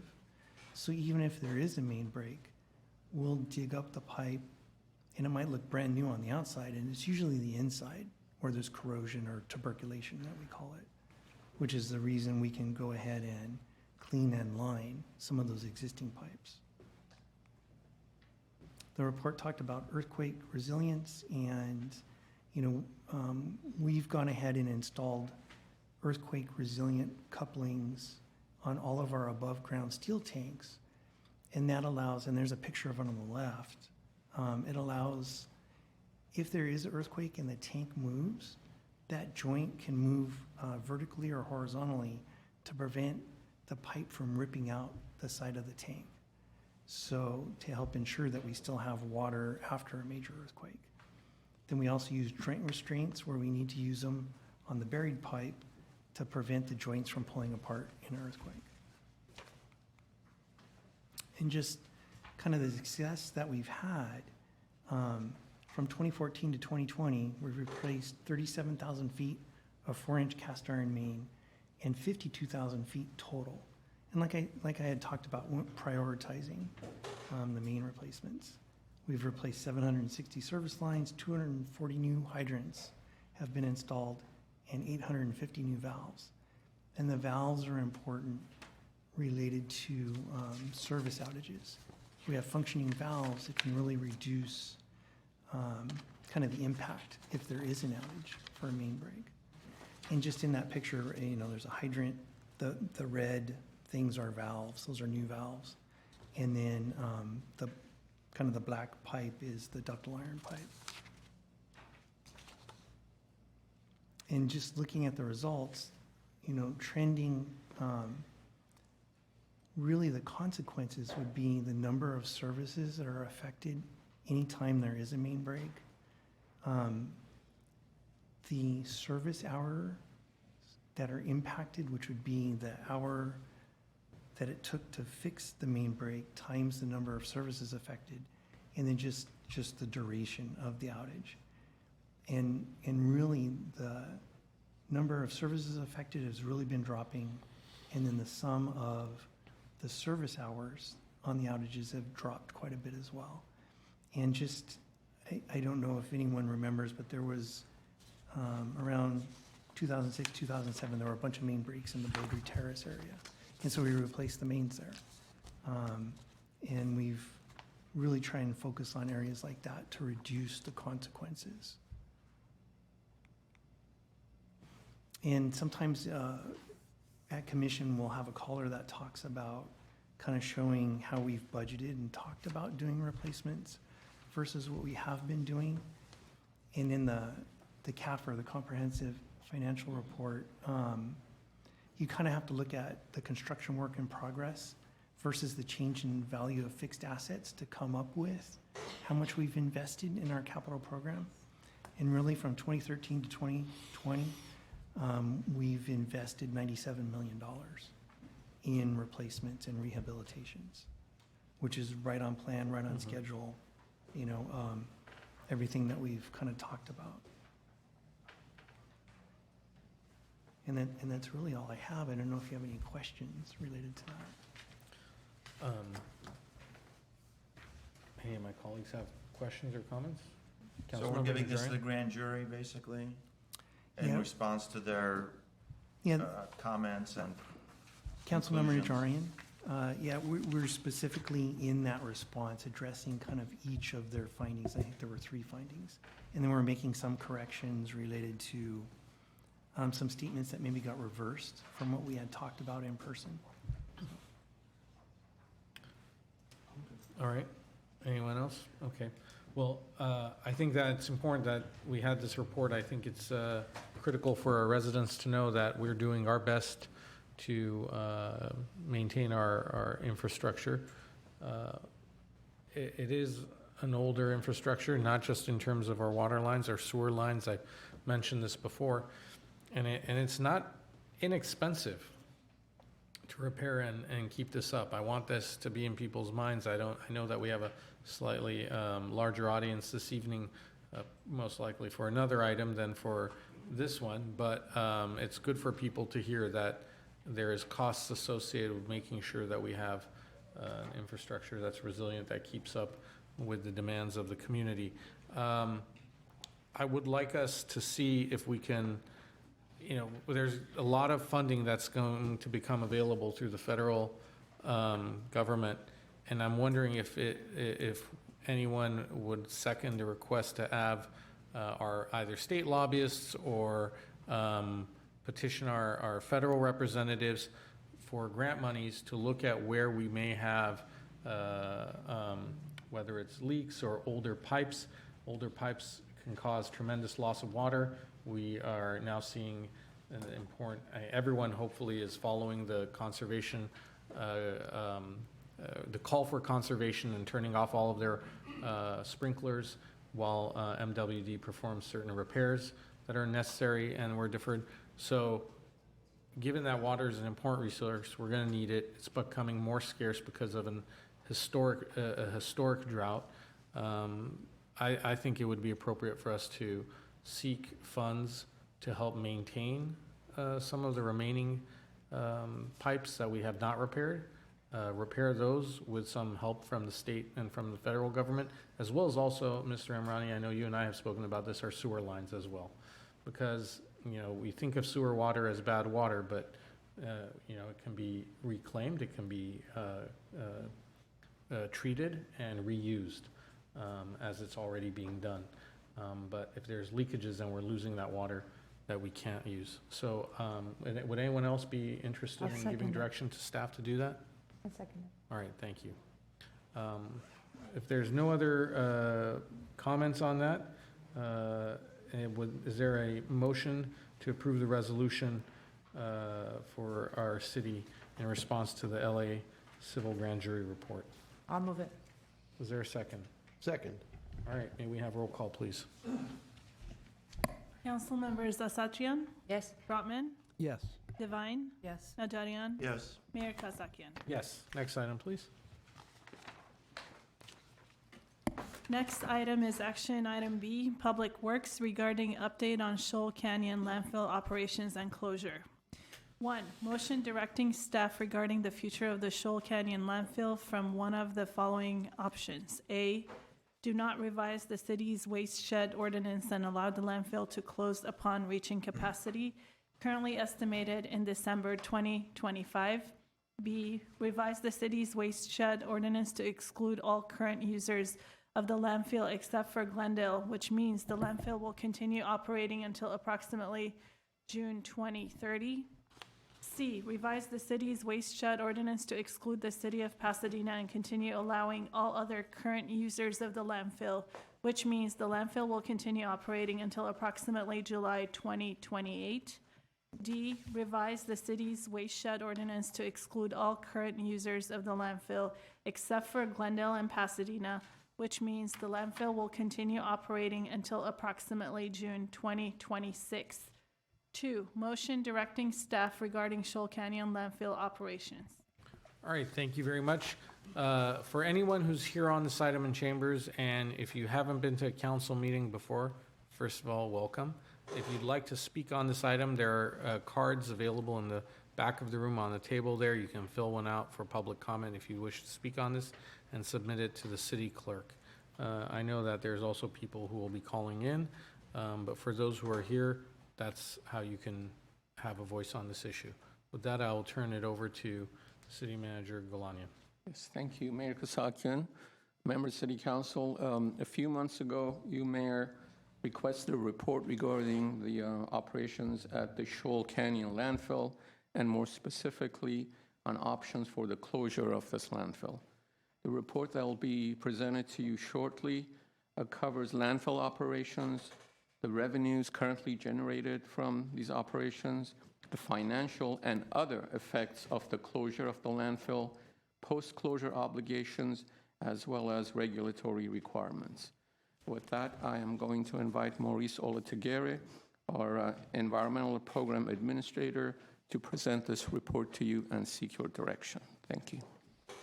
Thank you, Mr. Galani. Can everybody hear me? Honorable Mayor, council members, again, as Mr. Galani put out, my name is Maurice Olategere. We're going to talk about Shoal Canyon landfill. So to start out, we'll talk a little bit about background. So Shoal Canyon landfill is approximately 535 acres. And, thank you. So a little background, Shoal Canyon landfill is approximately 535 acres. 340 acres is dedicated to active landfill operations, about 95 acres for site access and related operations. And then there's actually 2 canyons, as the next picture will show, but the golf course, which is closed, I think most of you have been up there, that's about 126 acres. So you add that up, you come to 535. And to point out, there's 3 owners of land up at the Shoal Canyon landfill. Of course, Glendale owns the majority of the land. The county owns approximately 60 acres, and Southern California Edison owns about 25 acres for their high-powered transmission lines that run through the site. So looking at the kind of a little overhead of the landfill, you see on the left there, the golf course is that northern canyon. It's actually 2 canyons separated by a ridge line, as you can see. The northern canyon was filled, we started operations in 1961, and we completed landfilling in 1972. And then on the right side, that's Shoal Canyon landfill, and we're still actively landfilling there today. So what's the permitted capacity of Shoal Canyon landfill? Well, it's based on volume, as we've discussed previously. It's not based on a date. So the permitted capacity is based on a final fill elevation. It's a maximum 1,525 feet above sea level. And basically, due to the regulations, you can't have a completely flat surface. There has to be a little bit of sheet flow of rainwater. The regulations require there to be runoff. So the average, when it's done, will be about 1,500 feet when you take into account that slope for the runoff. How much refuse will that fit? Well, based on that volume, approximately sanitation districts have estimated that approximately 33.4 million tons of refuse will fit inside of that volume space. And as of June 30th, 2022, there was about 32 million tons already deposited. So there's about 1.4 million tons of capacity left over since July 1st. Currently, we're receiving about 1,400 tons per day, and we're open 6 days a week. So if anybody has a calculator on his board, you can take 1,400 tons a day times 6 times 52 weeks. Take that number, divide it into 1.4, and you're going to come up with about 3.3 years of life as of June 30th. So currently looking at just where we're doing active operations, you see in the northeast part there at Edison Arm, we completed landfilling operations at the end of last year. So if you happen to go up there, you'll see that we're still doing some, we're in the process of putting in the final cover. So that's kind of, we're not landfilling there anymore, we're done. That was done last year, but we're still doing some final cover and some operations there. So the only portion of the landfill that's currently where we're doing active landfilling is the main deck. And that's pretty much that kind of, if you look at that blue area of the main deck, I don't know if you guys could see, if there's a little pointer here, I guess not. The northern part of that is about 15, that's where we're almost at 1525. We're about 1,520 feet above sea level, and we're leaving it there because when you include the final cover, it's gonna be about another 5 feet. So we're kind of, that's the point where we're kind of done. And if you look towards the west, as it slopes downward, that's where most of the refuse will be filled over the next 3 years. So what will happen when the landfill reaches its capacity? So there's going to be some closure activities, similar to what we're doing in the Edison Arm. We're putting in the final cover there. So basically, the first thing we want to do is make sure we get that deck as even as possible, as even as the regulations will allow. Because again, once it closes, we want to have some post-closure recreational activities. So we don't want to limit ourselves. Obviously, we want to put a soccer field in or something like that. You don't want to have a soccer field with, you know, a 40% slope, obviously. So first order of business is try to bring it up as flat as possible. And that brings me to a point where, you know, a lot of people ask, why can't we close the landfill tomorrow? One of the main reasons is because we'll have this very uneven surface. As I pointed out in that northern portion, we're at 1,520 feet. On the western portion, we're way below that. So if we close it tomorrow and tell the sanitation districts to stop accepting trash, and then later we want to build a park and make it flat, I just did a general calculation today. If we did that tomorrow, it would be about 3.7 million cubic yards of dirt we'd have to import in order to bring that level up to where it should have been with the final fill plan. And talking to engineers at the sand districts, about $15 a cubic yard is what you would pay for importing dirt. So if you do a quick back of the napkin estimate, it's over $50 million just to import dirt to bring it up to the level if we close it without letting it reach its final fill elevation. Other closure activities, of course, will be the sanitation districts will be designing and installing the final cover, just like they're doing in the Edison Arm. They'll be designing and installing adequate stormwater drainage. It's a critical part of landfill regulations, is you cannot have standing water, so you need that sheet flow. You have to have that drainage in there. They will also make sure that the site meets all applicable regulations, and they will also obtain final closure from all the appropriate regulatory bodies. The three main ones are Cal Recycle, the local enforcement agency, which in this case is LA County Department of Public Health, and also the regional board. Once that's done and everything meets the regulations, it's officially closed. The joint powers agreement that we have with the sanitation districts and LA County, the site will revert to the city's control again, and then the city will be in control of the site. So again, just to reiterate, why not close the landfill now? We get asked this question a lot. As I mentioned, the first most important thing is the uneven finished surface.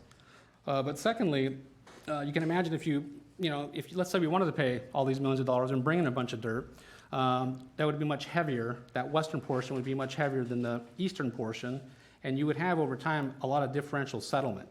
And as you know, we have gas collection system pipelines up there. You'd have broken pipes. We'd have to go in there routinely and constantly bring in dirt to bring it up. So you'd have a lot more post-closure maintenance costs. And of course, this would also extend the time needed to build recreation facilities. And also, again, that drainage issue. Again, this whole site has been designed according to that final fill plan, which was approved when the landfill opened. So again, we've been engineering the site, and the sanitation district's expecting this site to be at that final fill elevation. So all the drainage issues would come into play if you don't let it get up to that elevation. And the JPA that we have also states in the JPA, there's an expectation that the completion of landfill operations would be in accordance with the final fill plan. That's in the legal agreement that we have signed. So a little more Shoal Canyon history. The site opened in 1961, as I mentioned. As you can imagine, it didn't just open overnight. There was a lot of planning that went into the opening of the landfill. The County of LA is the one that actually approached the City of Glendale, if you read the 1958 original agreement. And the city allowed or dedicated the site for the landfill. City of LA was also involved. The access road is in the City of LA. And then once after it opened, the tonnage increased considerably. It reached a peak in the 1980s. So in June of 1987, we reached a peak of 6,200 tons per day. And today we're putting in there 1,400 tons per day. So you can imagine back in 1987 with the diesel trucks, the amount of environmental impacts of the landfill has decreased exponentially since the 80s.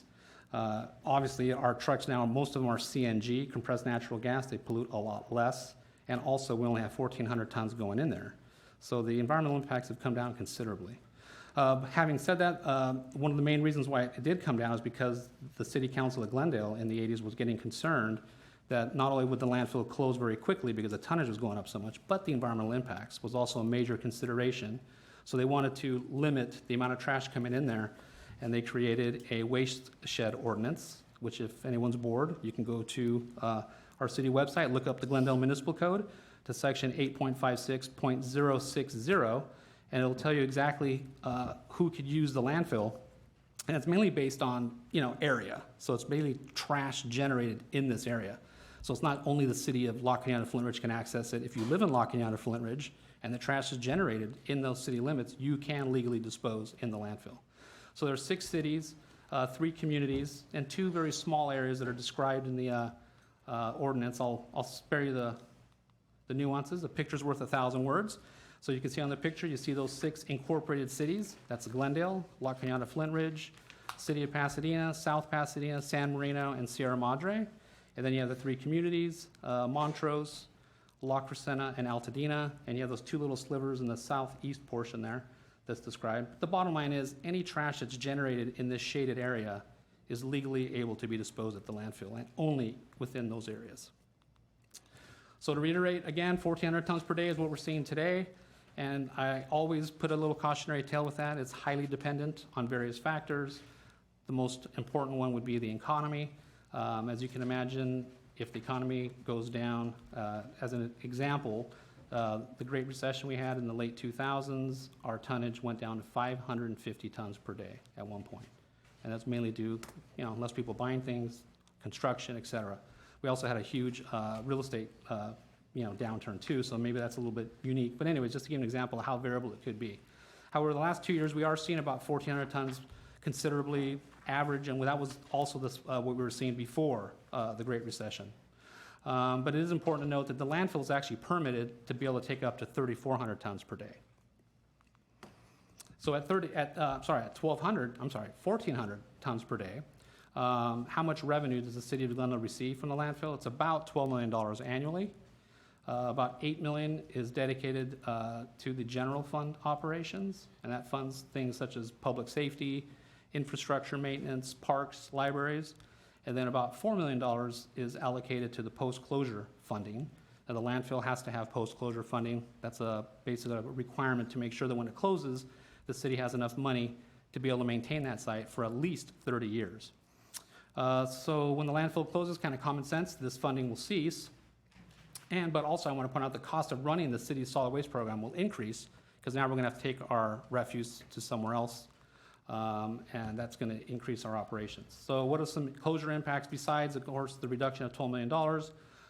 An increase of about $1.4 million annually was kind of a cursory estimate the public works staff came up with, assuming if the landfill closed, we'd more than likely take it to one of the 2 local, within 15 miles, these transfer stations. So we took into account, the time and traffic, the gasoline required to get there. It included purchasing 2 new collection vehicles because, the time it spends with the drivers driving over there also means we had more routes. And that was estimated to be about $640,000 and a one-time capital expense. And then also another impact, obviously, is, like I mentioned, the increased travel times, longer distances for disposal, increased freeway congestion. Because remember, it's not just us. It's all those other, Pasadena, all those other cities and communities will be taking their refuse somewhere else as well. So wear and tear on our vehicles and infrastructure, you can imagine roads mainly, right? So having said that, before tonight, I mean, we're asking for council's direction. We're just throwing some ideas out there if the council is interested in extending the life of the landfill. We're not talking, I want to point out here, we're not talking about expansion. It has nothing to do with expansion. We're just imagining, if you imagine, let's say, a bathtub in your house, that's the volume of the landfill, and let's say you had 11 kids, right? The 6 cities, the 3 communities, those 2 little areas, so 11 kids throwing cookies in there. If you take 10 of those kids and stop allowing them to throw cookies in there and have only one person, let's say Glendale, throw cookies in there, it's going to take a lot longer to fill that bathtub. And that's kind of what we're saying here. These are options. So the first scenario that was evaluated by staff was if we exclude all the current users except Glendale. And it's kind of similar to what Burbank does. Burbank's landfill is only for city of Burbank. What would that do to the life of the landfill? It would add about 4.5 years, which means it would close in about June of 2030 at the current tonnage, 1,400 tons per day. Another scenario would be if we excluded Pasadena and left everyone else in. That would extend the life about 2.6 years, and that means it would close in about July of 2028. And finally, we just evaluated if we excluded everybody except Pasadena, and of course left us in. So exclude everybody but Pasadena, it would only add about half a year, and that means the landfill will close in the year June of 2026. So assuming the landfill closes, we get asked this question a lot too, where will the refuse go? So again, as I mentioned before, Public Works staff kind of analyzed the most likely scenario. If it closed, let's say, tomorrow, and we put out a competitive bid, we're assuming that these 2 facilities that are within 15 miles would be the 2 most likely scenarios. One of them is City Terrace. That's a transfer station out by Cal State LA, in East LA. And then another facility is Crown Valley, which is in Sun Valley. So one of these 2 facilities, that's where we get that $1.4 million of additional cost. And the 2 trucks we have to purchase, $640,000. That's what this is based on. However, I want to point out there's some other potential options for council to consider. One of them is we have a current Glendale Recycling Center, and that's located across the street from our Public Works yard. I think most of you have probably been there. Currently, we're running it as a materials recovery facility. That's what the blue bin we set outside, all the recyclable materials, and the trash trucks pick that up. It goes to this clean MRF. There's a picture of it right there on the right. That site is actually permitted for a transfer station. So it is possible, if this is something you desire, we could, Public Works could look into this in more detail. We could look at converting that to a transfer station to be used obviously only for our city trucks. That's one option. Another option would be to build a transfer station up at the landfill after it closes. And that would be similar to Pointy Hills. Pointy Hills has been getting a lot of publicity lately because they're in the process of putting in some recreational facilities on that site. But they also, at the base of the hill, leading up to the top, they actually put in a transfer station, a materials recovery facility. I think it's permitted for 4,200 tons a day. They're only seeing about 2,000 tons a day. But that'd be an example of having a dual use. You can actually convert it to recreation and still have a transfer station if that's something that you desire. Mr. Mayor, Member City Council, I'll have to point out that with these 2 potential options that Mr. Olategari mentioned, we still have to take the sorted trash elsewhere to deposit at a landfill. That's a very good point. Yes, thank you.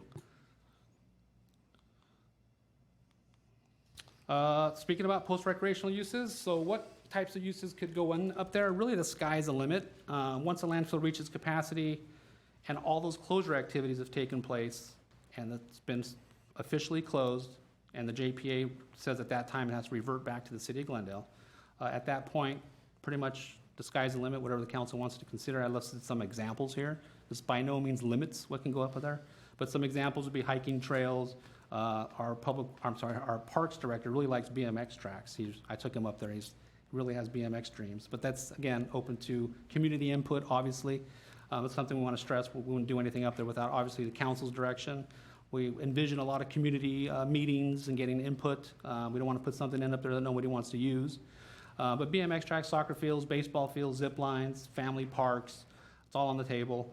And then just want to stress, we want to remind ourselves, we're getting excited about putting recreational facilities up there, but don't forget we have to fund these recreational facilities, and we cannot use the post-closure account for that, right? So we have to pay for the park. We have to make sure it's designed properly, go out to a competitive bid process. Once all those things are completed, we can go ahead and start building up there.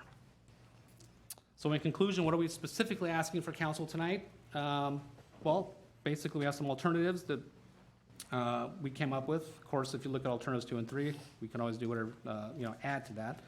But first option is just leave everything the way it is. Leave the city's waste shed ordinance the way it is. Let all the 11 areas that are using it, let them continue using it. At the current tonnage, we assume it will close in around December of 2025.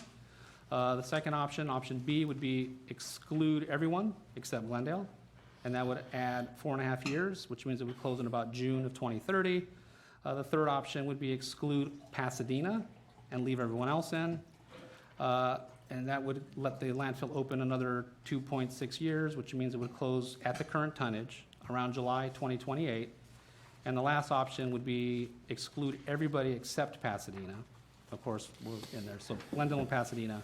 And that would only add about half a year, and it would close in about June 2026. And then, of course, the other two alternatives, council, you can always do alternate direction regarding landfill, and of course, you may consider any other alternative that has not been mentioned by staff. Having said that, I'd be more than happy to answer any questions anybody might have. Thank you. Thank you for that presentation. Let me ask my colleagues if they have questions. I see Councilmember Najarian, I see Councilmember Asatrian, then Councilmember Brotman, and I see Councilmember Devine making notes, so we'll start with Councilmember Najarian, please. Do we have any discretion to raise the tipping fees so those communities that really want to use it, that makes sense for them economically, can use it? Those that choose otherwise can go to City Terrace or to the other one? Absolutely, yes. We have full discretion? We don't have to run it through the county and get The their... county, that's a very good point. Per the JPA, the county sanitation districts are the ones that recommend the rates to us, but we could recommend a rate back to them. But it does have to be approved by all three parties, which includes the sanitation districts, the county of Los Angeles, and us. I don't think there's ever been a time I can remember where the county of Los Angeles or the sanitation district said no. So I think it's very likely. Okay, so one of the things you talk about in the report is that if we limit it to Burbank or any other municipality, we're going to be losing tipping fees. That's we're correct. losing income on that. But you're saying that we can raise the fees, so potentially limiting the use of other cities but raising the tipping fees could bring us closer to our usual revenue stream. Absolutely, it could bring us right back to our revenue stream if that's what the council desires. Okay, that should have been an option here. You know what? I Now you would mentioned have liked that, to it see probably that, should have but- been an option. Thank you. Okay, Councilmember Asatrian. The 1.4 million that you note, that would be... The estimate, added- yes. Yes.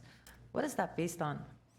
So it's based on the time it would take to, I'll give you an example. So let's say instead of a city refuse truck that picks up, let's say the bin behind City Hall, instead of going to Shoal Canyon Landfill, let's say that truck had to drive to East LA. So that's taking into account how long it takes to get there, extra time. It takes into account the fuel necessary to get there. It takes into account the higher fee we have to pay at the facility there. It takes into account that the depreciation is going to be more miles in the vehicle, it's going to depreciate faster. It takes all that into account, and that's why we estimate two new refuse vehicles and 2 new drivers. Does it take into account the rollout for recycling programs that we have coming up, and composting and organics? Yes, I believe it does. Certain yes? Mr. Amrani. Mr. Mayor, council members, Councilmember Asatrian, we did a very detailed analysis on our route analysis a few months back, which took into account details of taking our greens, which are currently being taken to City Terrace.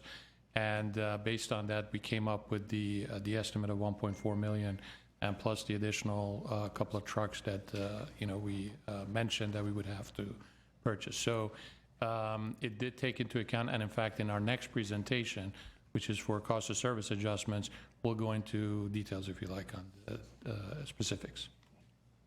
Thank you. Sure. Okay.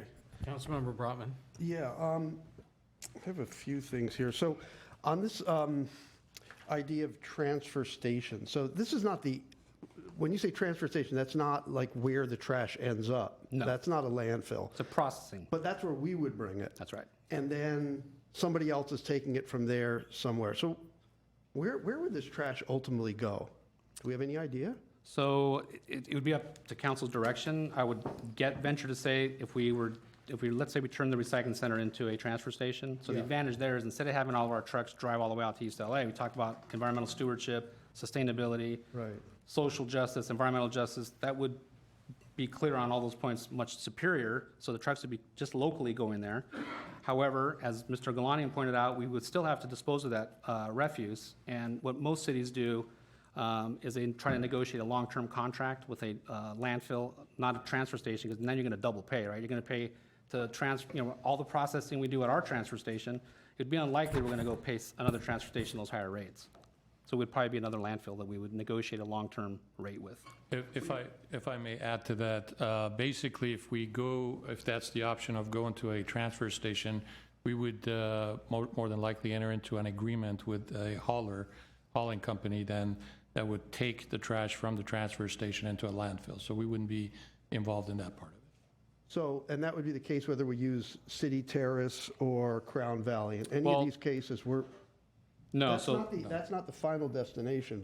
But if we were gonna, if the council was gonna decide to, let's say, use, City Terrace, then our trucks would go there, dispose, and that's it, we're done. We come back to the city, we do our rounds, go back.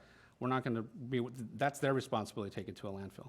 Right, I understand. Well, do we have any idea, though, where they take this stuff?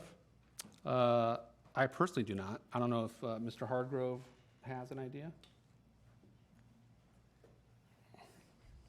Good evening, Mr. Mayor, members, council. Dan Hargrove, Assistant Director of Public Works.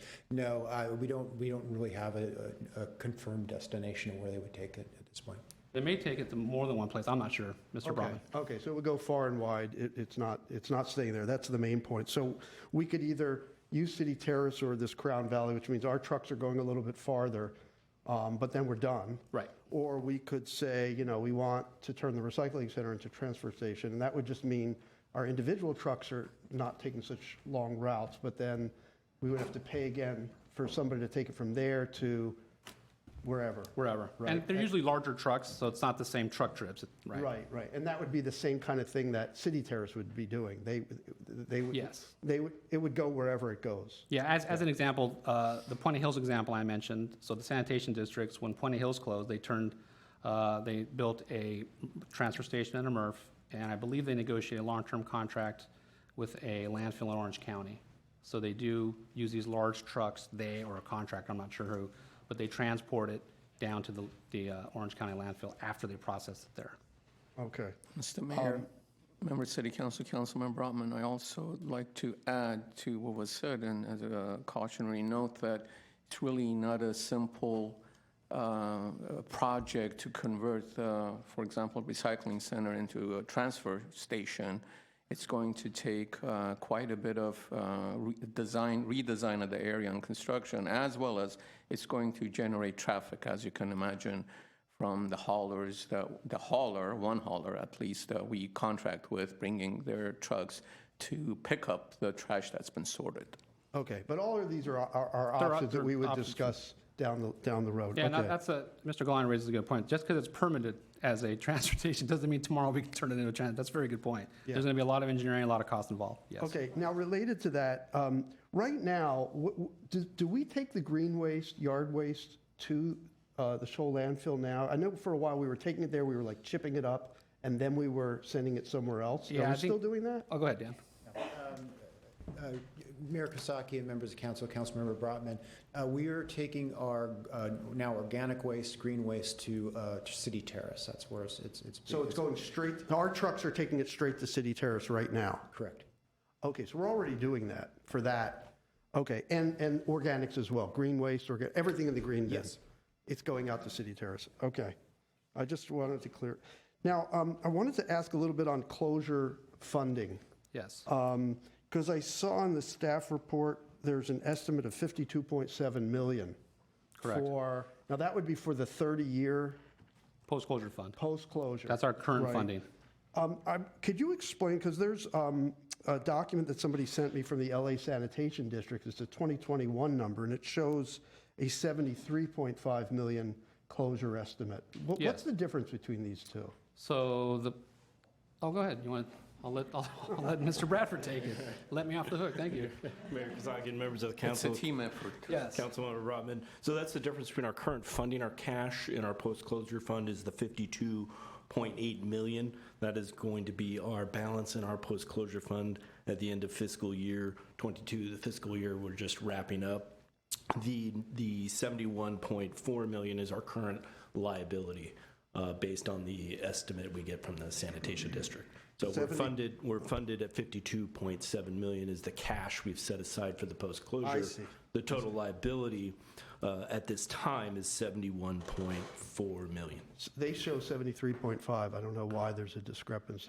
That sounds about right. Yeah, it depends. 73.5 is what I saw. Somebody sent me a 2021 number. Okay. So just, Councilman Brahman, that also, it depends on how full the landfill is. So maybe that's a little bit older number. As it gets more full, It was a 2021 number. Yeah, that makes sense. Correct. The 71.4 million number is based on the percentage of capacity or the percentage of how full the landfill is. Okay.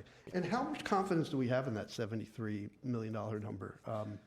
Do we think that's, because I think somebody mentioned to me, like, we're not sure that's really what it's going to be.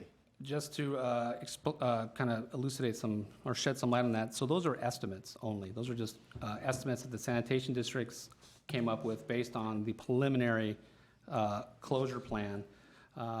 So the regulations require about 2 years before your expected official closure date, you have to do a final analysis. And we intend on working more closely with the sanitation districts and really seeing and evaluating those costs in a little bit more detail. So to answer your question, it's nothing more than an estimate. Okay. And I'm getting close to the end here of my questions. But so my question about this is this all our responsibility to fund all the post-closure? If there's a shortfall, is that all City of Glendale? Related question is, there are some ongoing closure activities as we close various parts of it that I think LA Sanitation handles. Who pays for that? So those are great questions. So the joint powers agreement we currently have clearly elucidates all those responsibilities. So to answer your question, the closure of the site is the sanitation district's responsibility. So that includes engineering, final cover, turning the site over to us, getting a regulatory approval, all the final drainage, getting the site all buttoned up, approved, officially closed. That's their responsibility. So their closure, they have also a closure estimate that they have to fund. And I think they're a little bit under too. I think it was about 18.8 million. And That's not this no. money. And I think they only have about 15 something in there. So they're same thing. They're a little bit short funded. So again, per the JPA, the sanitation districts are responsible for closure, and post-closure is the City of Glendale's responsibility. I see. So all these numbers we're talking about, the 73 million, that's all post-closure. Post-closure. That's all us. That's correct. Okay. And if we were to increase tipping fees, because I was thinking the same thing, if we were to increase tipping fees, we could try to get more funded. Absolutely. Between now and when we close the landfill, right? That's totally up to the council's discretion. Mr. Mayor, members of City Council, though, I'd have to mention that it's important to note that that's assuming with the increased tipping fees, the other cities and other agencies and private haulers will continue dumping there. Right, but I think somebody mentioned to me, our tipping fees are on the low side. My personal opinion is they are. Yeah. To give you an example, if anyone knows Sunshine Canyon landfill, that's over by with a 5 and 14 split, the tipping fee is $98 a ton. And what are we? We're at 61. So let's do it. Okay, those are all my questions. Sorry, I went on a little. Okay. And I have a question about that. If I may. Sure, yeah, absolutely, If please. we're talking increasing the tipping fees, are we still talking about half a year or 2.6 years, or what are we talking about the added life here? Are we just saying closure in 2025? If I may, Mr. Mayor, I think that's part of the discussion the council needs to have after we've heard from the public on this item. Okay. I mean, obviously, if one of the options is to prevent everyone else, but Glendale to dump in there. I don't know if we want to necessarily, that is taking money out of one pocket and putting in the other side. So- No, I know, that's what I'm saying, it's essentially the tipping fee increases would be as they relate to the cities in that map that showed who has rights to dump in that landfill. Correct? Correct. Now, on the flip side, if we want to get really creative, you could open up the waste shed and let everybody in, and probably close very quickly. I mean, all kidding aside. So when I mentioned about in 1987, when it reached 6,200 tons Oh, yeah. per day, the I city see. of LA was bringing in the majority, I mean, at that time, the majority of trash coming in the site was from the city of Los Angeles. It's a little ironic that today, there's some elected officials there that are really pressuring to close it, but if we want to be honest and look back since 1961, the city of LA has really taken advantage of that landfill to a large degree. And we're stuck with the post-closure costs. All right, any other questions? Okay. A lot of questions were already asked. I'm not going to go into any other details. I'll make some comments. I'm excited about the prospect of making good on a promise of shutting down the landfill and figuring out how we do it. I want to now move to hearing from the public. We have approximately 14, 15 cards, and how many more callers? We have 5 callers. Okay, so that's about 19 or so people who wish to speak on this item. Normally, I would say 3 minutes, but I'm going to cut that down to 2 minutes. Before people get upset, let me just remind you, the Gettysburg Address was under 2 minutes. Under 2 minutes. So if you can't say what you want to say in under 2 minutes, you know. They don't need 2 minutes. You don't, and you certainly don't have to use 2 minutes. So we'll leave it at 2 minutes, and even with 2 minutes, that's going to be about an hour of public comment, close to an hour of public comment.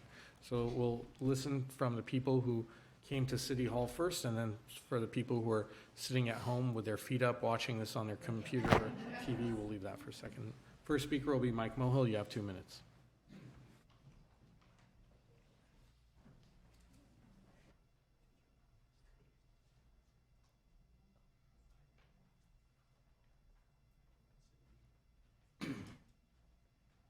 Thank you, Mayor Kasakian and council members. My name is Mike Mohill. First of all, I'd like to remind our council people in this room, when you all campaigned for city council, you all promised the people in this audience that you would probably close the dump. Promises made? Are we going to keep those promises? That's the first question. Now, when I moved into Glen Oaks Canyon in 1977, I was told that the people before me put their bodies on the streets of Glen Oaks Boulevard to stop the trucks from going up Glen Oaks Boulevard. And that's when they went ahead and redirected the trucks. Also, that's when the Glen Oaks Homeowners Association started. It's because of the landfill and those trucks. Moving forward, during the Great Recession, I was in this room, and former city manager Jim Starbird said we need to add more garbage to the city dump. Because why? We needed the revenue. So we have LA and all these other cities. I thought this landfill was Glendale. I didn't think it said Glendale, LA, Burbank, Pasadena. Let them get their own landfills. And the tipping fees are horrendously short.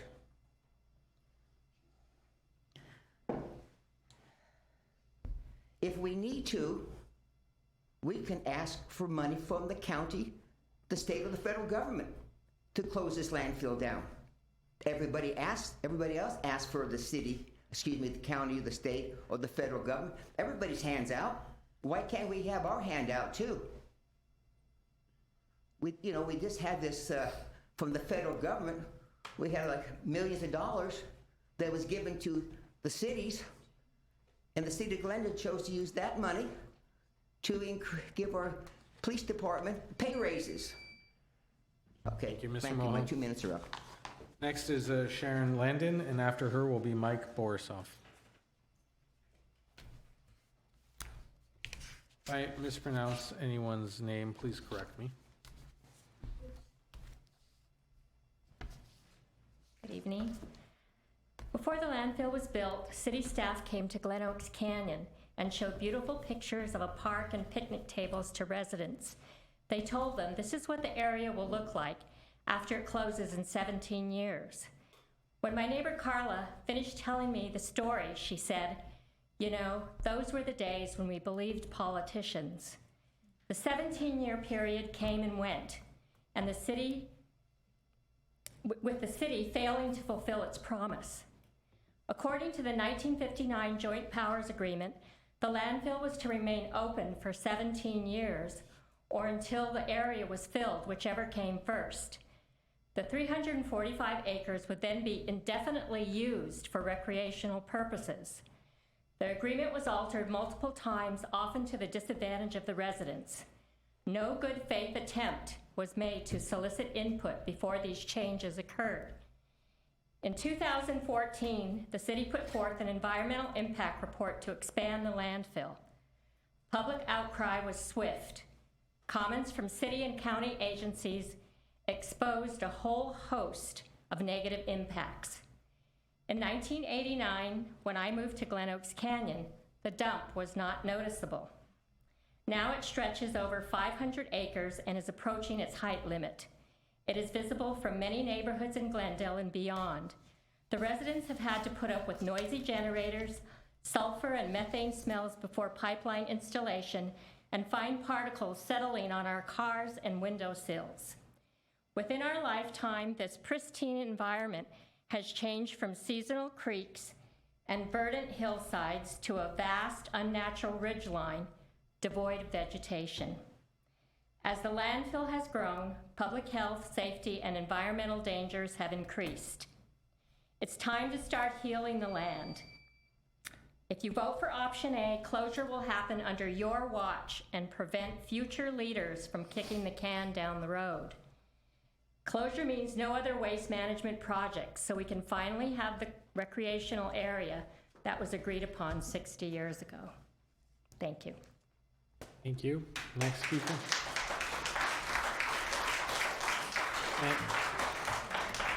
Ladies and gentlemen, thank you. I appreciate your enthusiasm. In the interest of time, though, let's refrain from applauding, regardless of how eloquent or passionate our speakers are.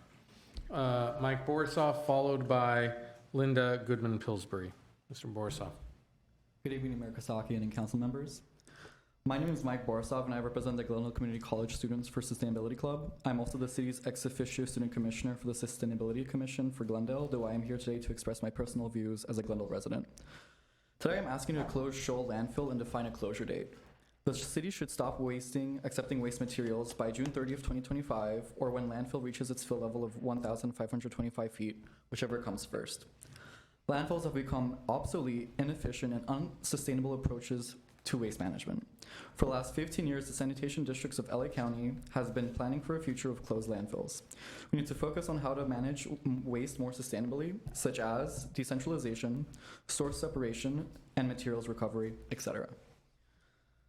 However, the most effective way to close a landfill hasn't been mentioned thus far. Reduce waste, use less, throw away less. A robust program that incentivizes waste reduction and that is clearly and effectively communicated would go a long way to manage trash.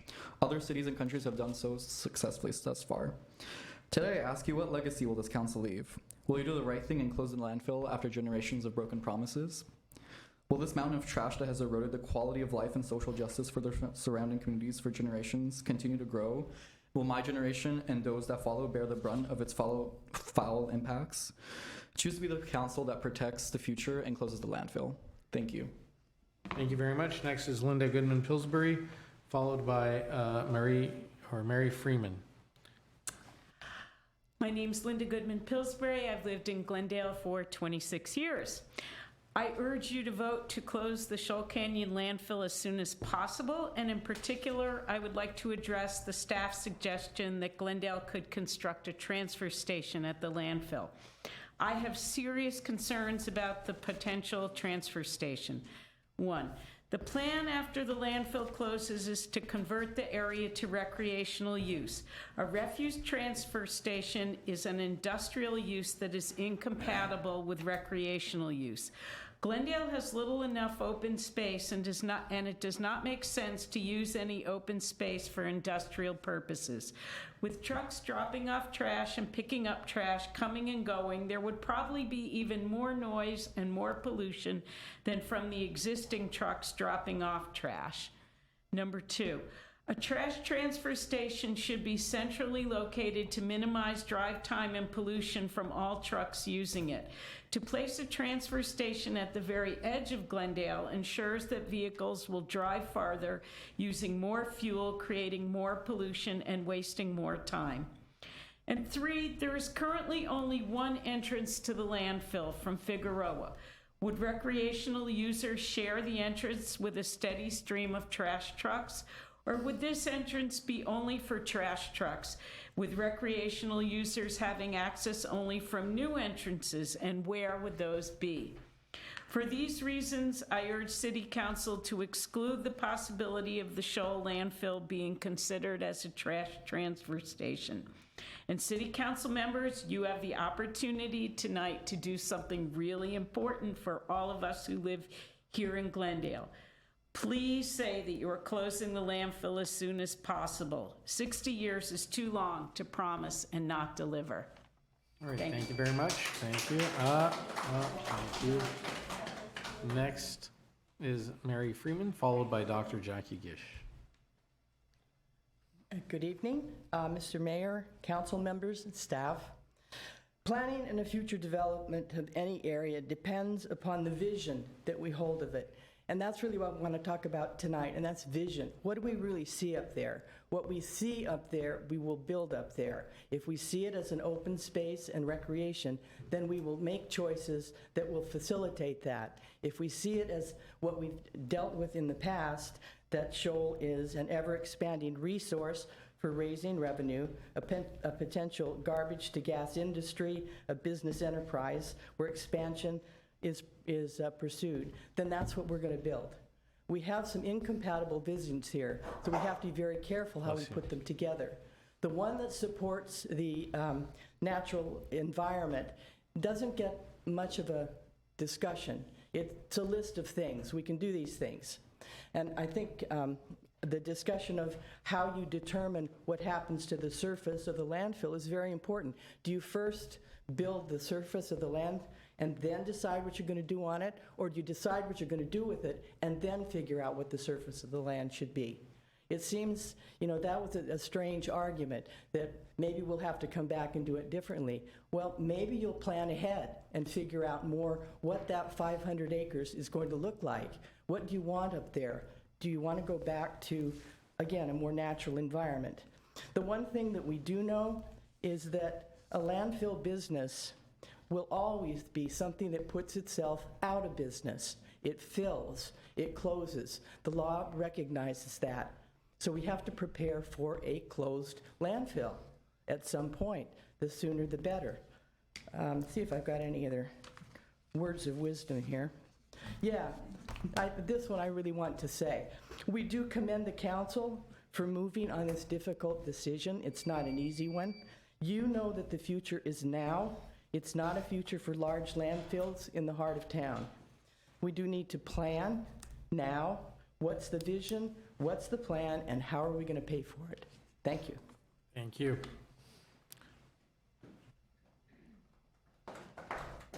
Jackie Gish. Golf claps are allowed. Very quiet, you may. Or snap your fingers, or you may do jazz hands. Thank you. Mayor Dr. Gish. Kasakian and City Council members, you have already heard or will hear from community members about some of the advantages of closing the landfill as soon as possible. I want to discuss the economic advantages to Glendale to close soon. More tipping fees will be collected sooner, giving Glendale more money in its pocket. Dollars today are worth more than dollars in the future. It will reduce the total costs of keeping the landfill open, including all the personnel at the landfill to weigh the trash, compact and cover the trash, provide dust control, and all of those other costs associated with keeping the landfill open. Closing costs, such as the cost of capping the landfill, are likely to increase with time. Closing regulations may change with time, increasing the closing costs. If Glendale waits to find a new place to dispose of its trash, the more convenient places may no longer be available. So the statement that keeping the landfill open as long as possible, quote, continues to benefit the residents of Glendale by keeping their monthly solid waste rates as low as possible, is unlikely to be true given the major loss of tipping fees and the other costs I just mentioned. One additional advantage of closing the landfill to all cities in the waste shed, including Glendale, at the same time, is that it will not drive wedges or create friction between Glendale and its neighbors. City council members, you have an opportunity here to be the council that closes this landfill. This has been open way too long, and it's been operating for more than 60 years. And I have lived in the canyon since 1990. Thank you in advance for your vote. Thank you very much. Next speaker. Yes, Councilmember Devine. I have a question. The closing costs are paid by the county or Glendale? I thought it was the county. So And we are post-closure. we're in charge of post-closure. The county, to clarify, the sanitation districts of Los Angeles County are responsible for the closure costs. Closing costs. Thank you. The next speaker is Robin Lee Hansen, followed by Helen Mallory.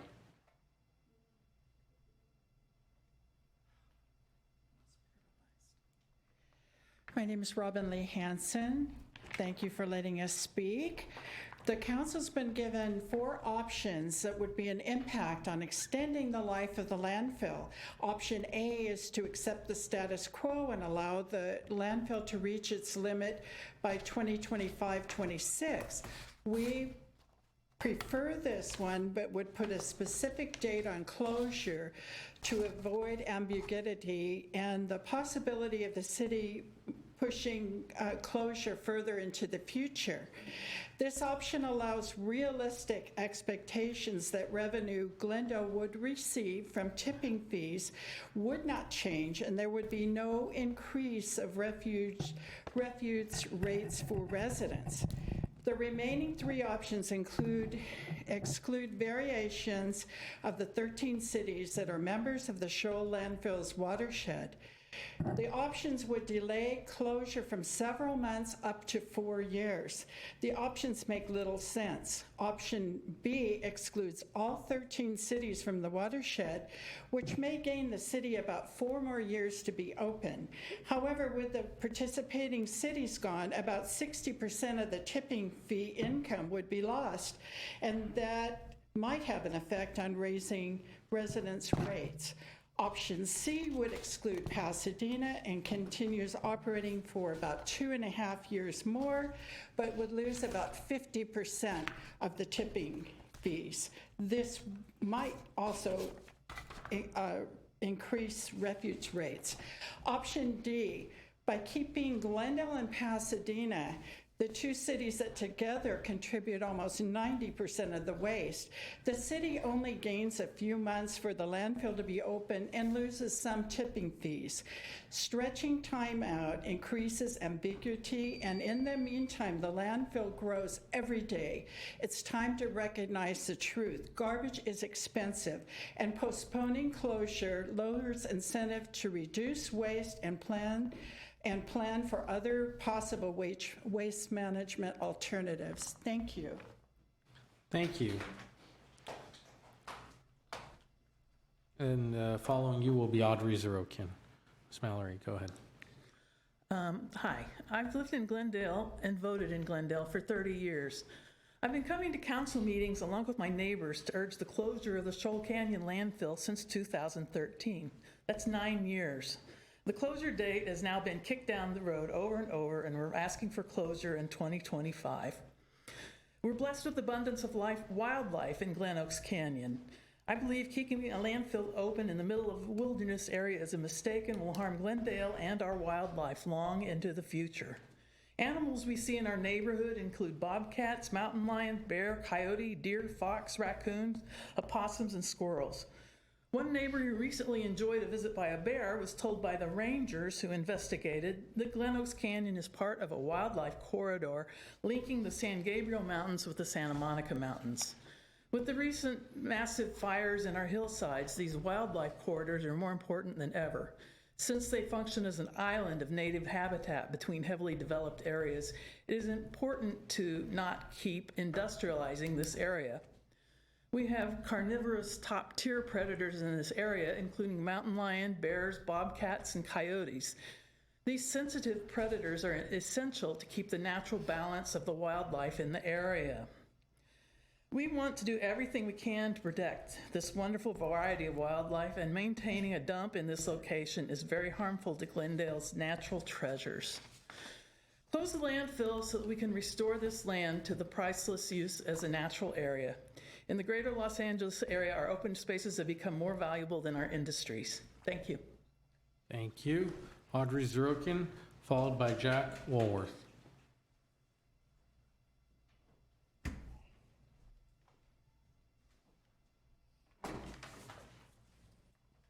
Hello, council members and mayor. Landfills come at a cost to the environment, people, and wildlife. Extremely large and active landfills pose an even greater hazard, especially when they're growing and operating so close to residential areas like Shoal Canyon Landfill is.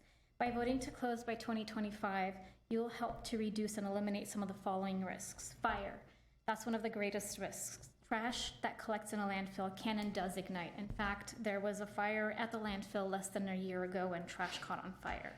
Add to that the dry brush surrounding the area outside the landfill on fire-prone hillsides, and you've got a disaster waiting to happen. Soil and water contamination, especially because the landfill is not lined. An active landfill without a liner continues to result in leachate, contaminating nearby water sources and harming ecosystems.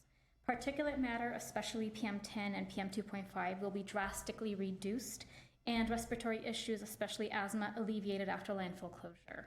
The particulate matter results from movement of the dirt, dumping, and the countless number of trucks that drive in and out of the landfill area, dumping all sorts of waste, especially construction waste. Vectors such as insects, birds, and rodents abound in an active landfill. Now more than ever, it is crucial to cut down on the potential for disease in our neighborhoods and communities. Drainage and erosion is a real problem with the ongoing remaking of the hillsides. And of course, less traffic congestion if you shut down the landfill sooner rather than later. Traffic and pollution diminishes after closure because there are about 800 trucks dumping per day at the landfill, and they come from as far away as Sierra Madre, as Maurice said earlier. The 210, 134, and the 2 will have much less truck traffic. Less traffic equals less congestion equals less pollution. Hazardous waste dumping is another risk, which would end after closure because people do actually dump batteries and other household wastes that I know are supposed to be filtered through but make their way into the landfill. Council members, mayor, we urge you to do the right thing for the residents you represent. Vote for option A to close by 2025. Thank you. Thank you very much. Jack Walworth, followed by Owen Lewis.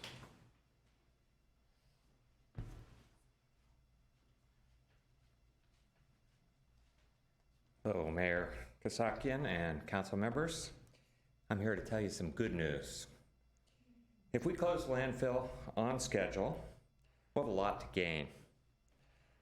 The plan for the park and the open space for us, our children, our grandchildren, will finally become a reality. The hiking trails that so many people enjoy from the canyon and neighboring communities could be extended over an area that is now a barren, stinky eyesore. This is a large area with much potential for other recreations, such as been explained before. But there are many outstanding questions. Where will the entrances be for this recreation area? When will a plan be presented to the public? What kinds of amenities, such as restrooms, drinking fountains, and shaded areas, will be part of the plan? There are 500 plus acres here. It could become a beautiful green space. Let's keep that in our minds as we make a decision on when we will close this chapter of the Shoal Canyon. Also, keep in mind that we support a plan to build a solar farm instead of a polluting gas plant. There are lots of established precedents for solar farms on landfills. We should be looking forward and leading the world into a carbon-free future. And This is a fantastic opportunity to do just that. Let's take a moment to celebrate the fact that this location is ours to make into a future of clean energy. The sooner we close the landfill, the sooner we can get to build this future. Finally, additional fire roads could be built to provide access for the fire department and reduce risk of fire in their surrounding communities. So please vote to close the landfill as soon as possible and let us start working together immediately on a vision and plan for this 500 plus green space. Thank you very much. Owen Lewis, followed by David Choi.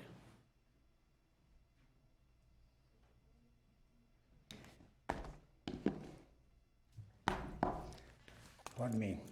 Good evening, Mr. Mayor, council members. My name is Owen Lewis. I'm a resident of Glen Oaks Canyon. I'm here to urge you to close the landfill at the earliest possible time and to get out of the garbage business. I'm also here to talk about the birds. As we all know, birds ingest plastics and other toxic substances at landfills, and some of them die horrible deaths as a result. Gulls, though, usually just regurgitate that stuff right up, and they're not too bothered, but it disturbs their nesting habits and their migration patterns horribly. But the one thing that's unrecognized and people don't talk about is the environmental catastrophe that they represent. Fecal matter from gulls can carry more than 60 transmissible diseases. High levels of nitrogen phosphorus in their fecal matter also cause algae blooms in waterways. So I'm sure that many of us have seen these hundreds of gulls that rise up from the landfill and head to water, maybe the river, maybe all the way to the coast, to the beach. But remember that they just ate, and they're carrying all this fecal matter. The ones that are going to the beach have a long ways to go, and they maybe can't carry it all the way, so they're gonna drop little gifts from the landfill all the way from here to the beach. You've all seen it. You've seen it on your cars. I have, mostly white little stuff that who knows what's in it. So, you know, if you're not gonna do it because you promised to do it for the birds. If you're not gonna do it because you need to heal the wound in the land, do it for the birds. If you're not going to do it because it's the right thing to do it for the birds. If you're not going to do it for our health and safety, if you're not going to do it for us, do it for the birds. Be the city council that finally closes the landfill and gets out of the garbage business. Thank you. Thank you. Thank you. David Choi, followed by Isabel Meyer.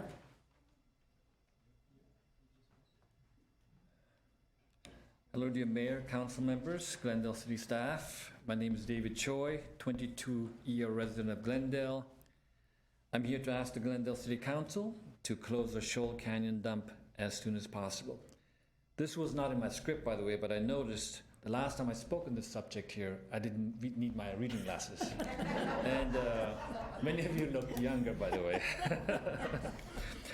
It's hard for me to believe that the council members here would want to continue debating this landfill over and over through 2026, 2028, 2030.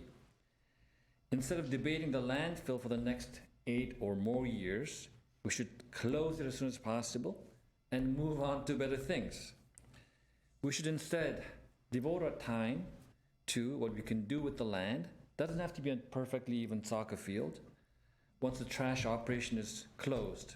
For instance, the solar energy we can generate, as one of the persons mentioned, recreational areas we could design, and other creative developments we could plan. Much more fun, much more productive. Do we want to debate and have our city be known as a dump site for the next decade, or do we want to move on and build a safer, cleaner, more responsible, and more reputable city for all the residents? I ask you to be bold, be decisive, and let's move on to better things. Thank you. Thank you, Mr. Choi. Ms. Isabel Meyer, followed by Stephen Bullock, who I think may have stepped out. Good evening, Mr. Mayor, members of the City Council. I didn't plan to speak tonight, but something came up that I just want to address. I've lived in the canyon with my family in the same house for 48 years, and this neighborhood is very, very dear to us. We have seen changes in the landfill, the portion that we look at, and especially a few years ago, we noticed that a huge amount of dirt was piled up at the very front of the landfill. So when I hear that we now need to bring all this dirt in order to level it, all I can say is if they hadn't piled up a 17-story berm at the front of the landfill that to this day is not covered by vegetation and is a real eyesore, then we wouldn't have to level it to that level. Maybe better planning would have prevented such an event. Another thing that I'd like to mention is I've been in charge of disaster preparedness in our canyon for 32 years. And before I retire, I would like to urge you to please, when the time comes where the landfill is closed, consider recreating the escape route that was originally there along the north side of the landfill that would allow the approximately 2,100 residents in Glen Oaks Canyon that can only escape through Glen Oaks Boulevard, which is a one-lane exit road. If they clear the brush going up to the golf course, we can shelter in place, and if they recreate that unpaved road that in an emergency can be used for evacuation, you could save numerous lives. Thank you very much. Thank you very much, Ms. Myers. And please tell Serena I say hello. Mr. Bullock here? If he is not, then we will move on to the callers. Our first caller. The first caller is Hans Johnson. Hans, you're on air. You have 2 minutes. Good evening, Mayor and council members. It's Hans Johnson from Eagle Rock, representing the more than 1,000 members of the East Area Progressive Democrats. I'm proud to be here tonight to raise our voice with the opportunity that council members have given us and the advocacy of hundreds of members of the Glendale populace and of neighbors to Glendale to bring this item forward for consideration of the closure of the Shoal Canyon dump after 61 years. I would note that this is a particularly momentous opportunity in the wake of the dramatic lessons in the perils of respiratory diseases that we have all been living through, that the Shoal Canyon dump, the fine and coarse particles that it continues to inflict on its neighbors, is a dramatic hazard to respiratory health and aggravates the respiratory illnesses like COVID and their morbidity. We have an opportunity, thanks to the work of more than a decade, but 8 years since Glendale brought forward a measure to dramatically increase the height and scope of the dump, to finally announce and to call forth the closure of this blight and source of pollution for all of our surrounding communities. I urge the council to take this opportunity rather than to punt this forward for yet further mobilization of its own residents, of neighbors in Los Angeles and Pasadena, and of all of our elected officials who have weighed in, like Supervisor Hilda Solis, like Councilmember Mitch O'Farrell from Los Angeles, and others who call for Glendale Council to take decisive action tonight. Respectfully, on behalf of our members, I urge you to read our letter, that of the Sunrise Movement Los Angeles and other concerned stakeholders calling for closure of the dump at the earliest possible hour. Thank you very much. Thank you. Thank you. Next caller. Our next caller is Sean Starkey. Sean, you're on air. You have 2 minutes. Good evening, Mayor Kasakian and City Council members. Thank you for taking up this important issue tonight. It's an item that impacts not only the residents of Glendale, but the surrounding communities of Los Angeles, Pasadena, Altadena, La Cañada, Footbridge, and Burbank. My name is Sean Starkey. I'm calling in on behalf of Los Angeles City Council member Kevin De Leon, who represents approximately 250,000 residents of the 14th District, which includes the communities of Eagle Rock and Highland Park, which are directly adjacent to the Shoal Canyon landfill. I would like to thank Councilmember Brotman for his leadership on this issue and his continued advocacy to improve the air quality of not just Glendale, but that of all of Southern California. It is easy to continue to do the status quo, but true leadership is standing up and saying that what we are doing is not sustainable and is negatively impacting our residents. The large numbers of trucks that we see use streets in Eagle Rock to access the landfill and the methane gas that it is produced, which is currently being flared off, has long-term effects on the health of not only residents of Glendale and Eagle Rock, but all of the surrounding communities. Councilmember De Leon urges the Glendale City Council to act today to begin the formal process to close Shoal Canyon landfill. The Councilmember is glad to see that all options that all have a closure date that are in the near future. However, he urges you to adopt recommendation A, closing the landfill in 2025. Thank you for your time tonight. Thank you. Our next caller is Miss Valentine. You're on air. You have 2 minutes. Yeah, hi, good evening. On Chevy Chase Drive, $1 million homes and humble ones are not sprawled around the beautiful blue lake. No, they are sprawled around the sewer-bearing landfill, the Glendale dump. For years, residents are forced to live with Miss Methane and Mr. Sulfur, and with the wildfire threat. Who will take on this monster today?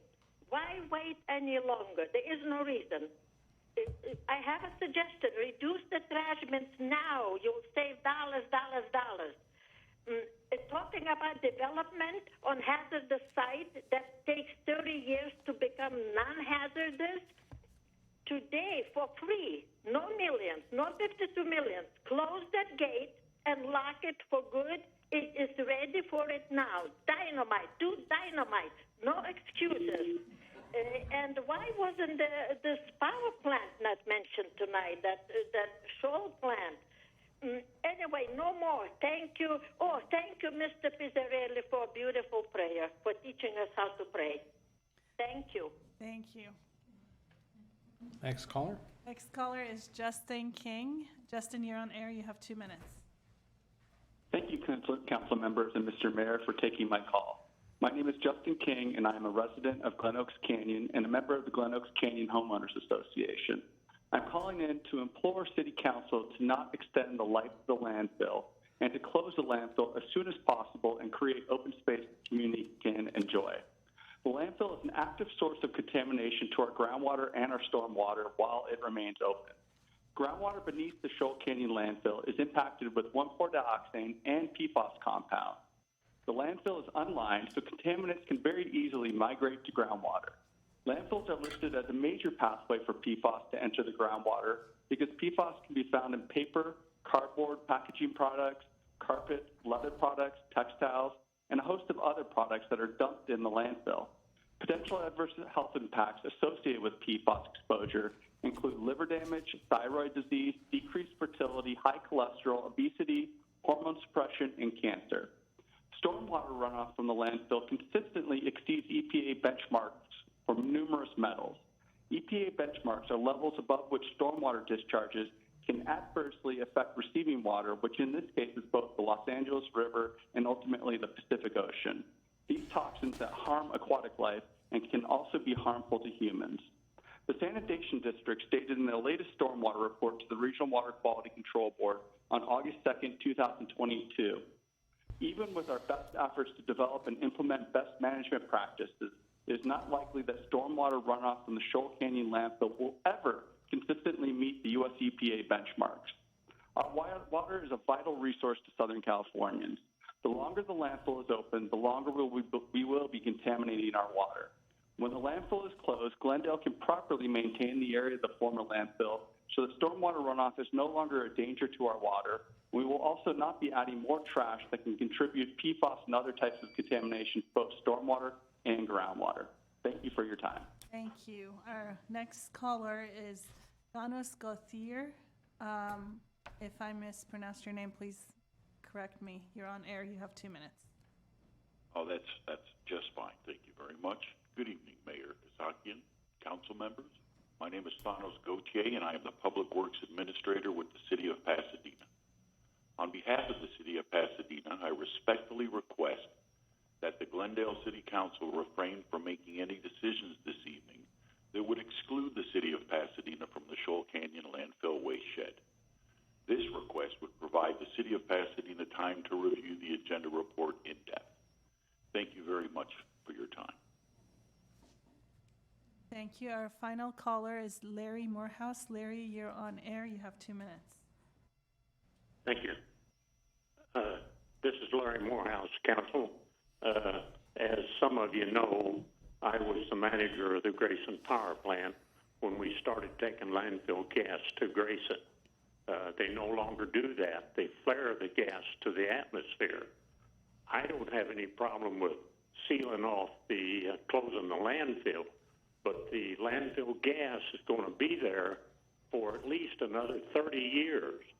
So I highly recommend the council work with our GWP staff and bring in the necessary generation, 14 megawatts, to take the gas out of the landfill, clean it up, and put it out on our electrical system for our electrical users. When we started taking that landfill gas, we paid GWP and the customers that took it paid the landfill gas operation revenue from the electrical use of the gas. And I know there'd be enough gas up there for another 30 years to do that same thing again, and that would give enough revenue to the landfill to keep it safe and do all the other things that you want to do with it. So I highly recommend that you work with the GWP staff and have them go ahead with the project, putting the 4 generators on the landfill and do the best they can. Thank you.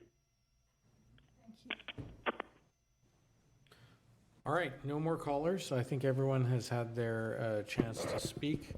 Now our council will deliberate. Who would like to go first? Councilmember Asatrian. So first and foremost, one of the first things I did after getting elected was visiting the landfill. I wanted to see for myself what it smelled like, what it looked like. I was extremely surprised at the number of trucks that were going up there on a daily basis, and not just for the pollution purposes, but also the traffic and constraints that it was creating for the Eagle Rock community. I also visit the Eagle Rock Dog Park in the area, and I see that on a weekly basis. So as for the rest of my comments, I think we owe it to the community members, not just at Shoal Canyon, but our surrounding cities, for us to walk away tonight with a definite date for closure. I'm hopeful that my colleagues will support option A in closing the landfill and actually setting a date for that. I do agree with Councilmember Najarian on increasing the tipping fees. If it's possible for us to also take a look at, maybe we review those fees. If we choose option A tonight, which I hope we do, that we look at those tipping fees on an annual basis and then see if there's an opportunity to increase those on an annual basis. That would be great. I support looking into a dual use or a conversion for the Glendale Recycle Center. I don't want to see a transfer center at Shoal Canyon. I think the particles, building out a parks and open space and then, having any sort of trash process there, I don't feel comfortable with all the particles. I would love for us to plan ahead if with respect to how the land looks. So maybe if we are going to look at open space as one option, I would like for us to do that. And then for future use, parks and open space, I would also like for us to look at using parts of that for solar as we move into clean energy. I don't know who put the zip line, but I'm really excited about that if it's possible. Maybe that can be a transportation method straight to downtown. They actually have that in Armenia, by the way. It goes from like one area to another in Yerevan. And then I definitely want us to couple this with waste reduction. One of the things I had mentioned was for us to possibly do a partnership with Glendale Unified School District. I think having them maybe do a field trip, if it's possible and safe, to the safe areas of the landfill, and then going to the recycling center. Teaching youth not only trains our future generations, but it also reaches the communities that turn to their children who teach them. And so I think most immigrant families, especially with language barriers, being an immigrant child myself, I know that anything that deals with changes and, growing up with technology, parents turn to us for that. And so utilizing our youth and our children to communicate our change in waste management and how we can reduce that would be ideal. That's all I have. Great. Councilmember Brotman. Okay, thank you, Mr. Mayor. So to cut to the chase, I'm in favor of the earliest possible closure, and I like the suggestion that Mauricio made that perhaps we can open up the waste shed to all comers and increase those tipping fees and let the market just drive maybe an even more rapid fill of the remaining capacity. So maybe we can actually get it done earlier than 2025. So I would like us to consider that for sure. I think getting that landfill closed sooner rather than later just has a lot of benefits. We heard I think Audrey Sorokian had some eloquent comments about fire risks from all the activity. Whenever you have a lot of activity somewhere, you have trash being dumped, you have drivers going in and out, you have fire risk, you have the particulate matter. So all that kind of stuff, I think, let's accelerate getting that behind us.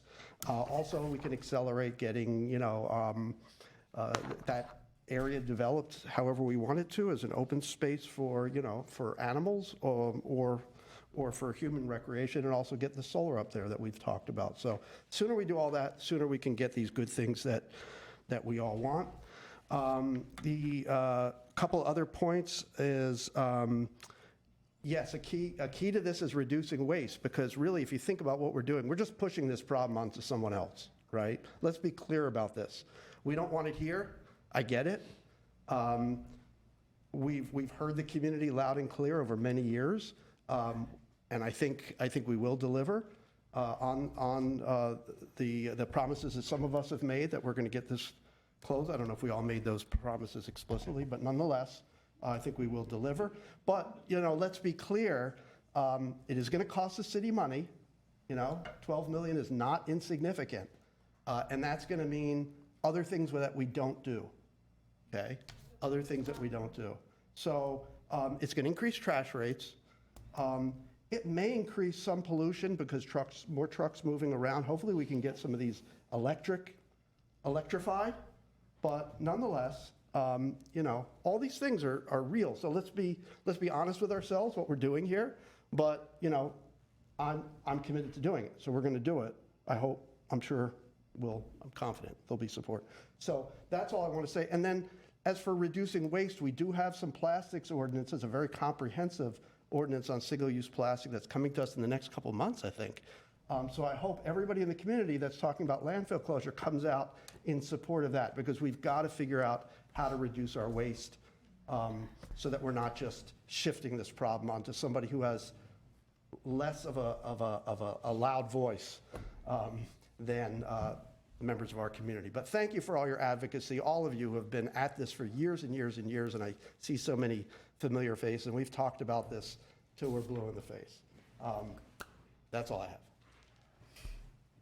All right, who would like to go next? Councilmember Najarian. So, yeah, I've seen this dump for a long time. I remember when I first moved here in 1978, I had to take a load of green waste down, and it was a huge canyon. I remember going down, down, down. So, just to set the record clear, I never promised that I would close the dump. The only promise that I think I implied is that I would keep an open mind and get all the information before I made my decision. I think making a promise before you get all the information does not do anyone justice. I did get a lot of information today and have gotten some in the previous months. So I am not in favor of increasing the capacity of the landfill. I'm not in favor of using it as a transfer station. That doesn't solve anything. But I'm not in favor of stopping the filling of that until we get to the level that it needs to be at. And we have different estimates here. You know, the one if we leave Pasadena out. Boy, the Public Works Director seemed a little edgy, didn't he, from Pasadena. They were certainly getting the benefit of our landfill for all these years. And that's fine. That's what, you know, good neighbors do. But we're running near the end. I do want to look at, so there's only so many more truckloads that'll fill that landfill. We don't want to lose the revenue. We want to maintain the revenue as long as we can, or get as much revenue from that limited number of truckloads as possible. So the 12 million that we get, actually 8 million goes into our general fund. And as remember some of our budget discussions, the two largest draws on our general fund are public safety. That's police and fire. And then it goes down to public works and libraries and parks and things like that. So what Mr. Brotman said is going to be a factor. We are going to be losing, in the loss of that revenue, we are going to have to cut somewhere. Rates are probably going to have to go up. You know, it's just a fact. It's just a fact of life. This day was coming.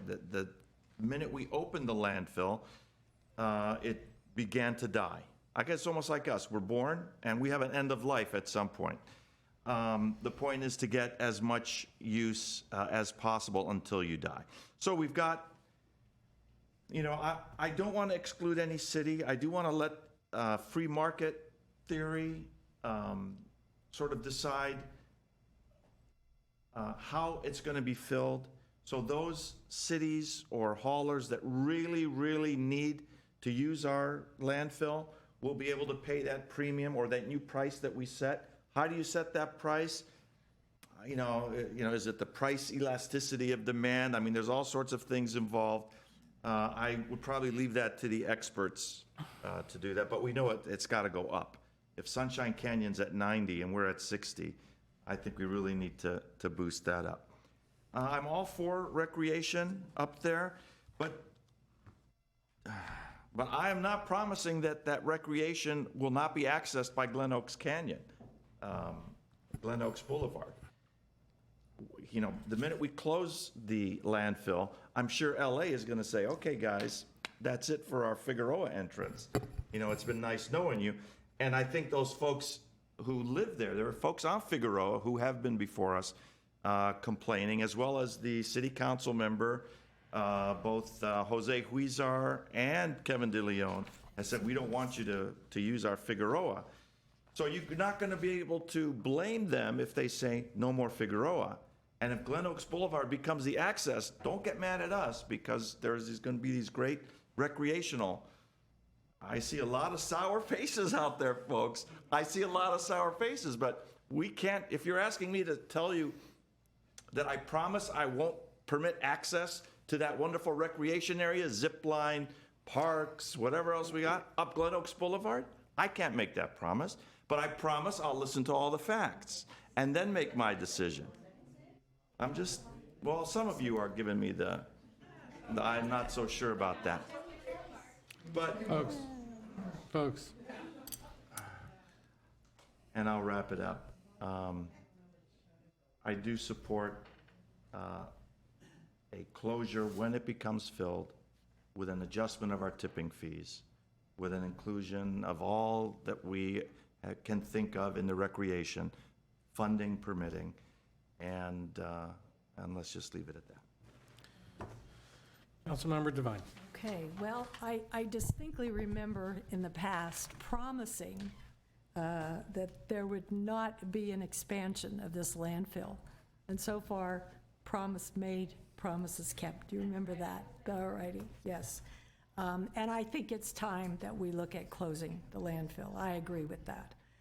How we do it, it just seems like everything that we talk about that has to do with renewables and clean air and all of these types of cost money. One way or another, it costs the city millions and millions and millions of dollars. And I think we have to be very cognizant of that, because in the long run, that's going to impact our residents. And so if this is the choice that we make, then that's what it will be. I am in agreement. I think that we should remain open until full capacity, till we reach full capacity. I think we should let all the cities come in and pay and raise our tipping fees. I think that's a great idea. And I think that we can do that hopefully and close it by what the approximation is 2026 or sooner. Let's hope it's sooner. As long as we can keep revenue coming in for a while, and as we just found out, the methane is going to remain there for 30 years. And eventually we can make a community can decide what you want up there. And I think the council at that time will be on your side. So that's my statement, my position. All right, thank you very much. I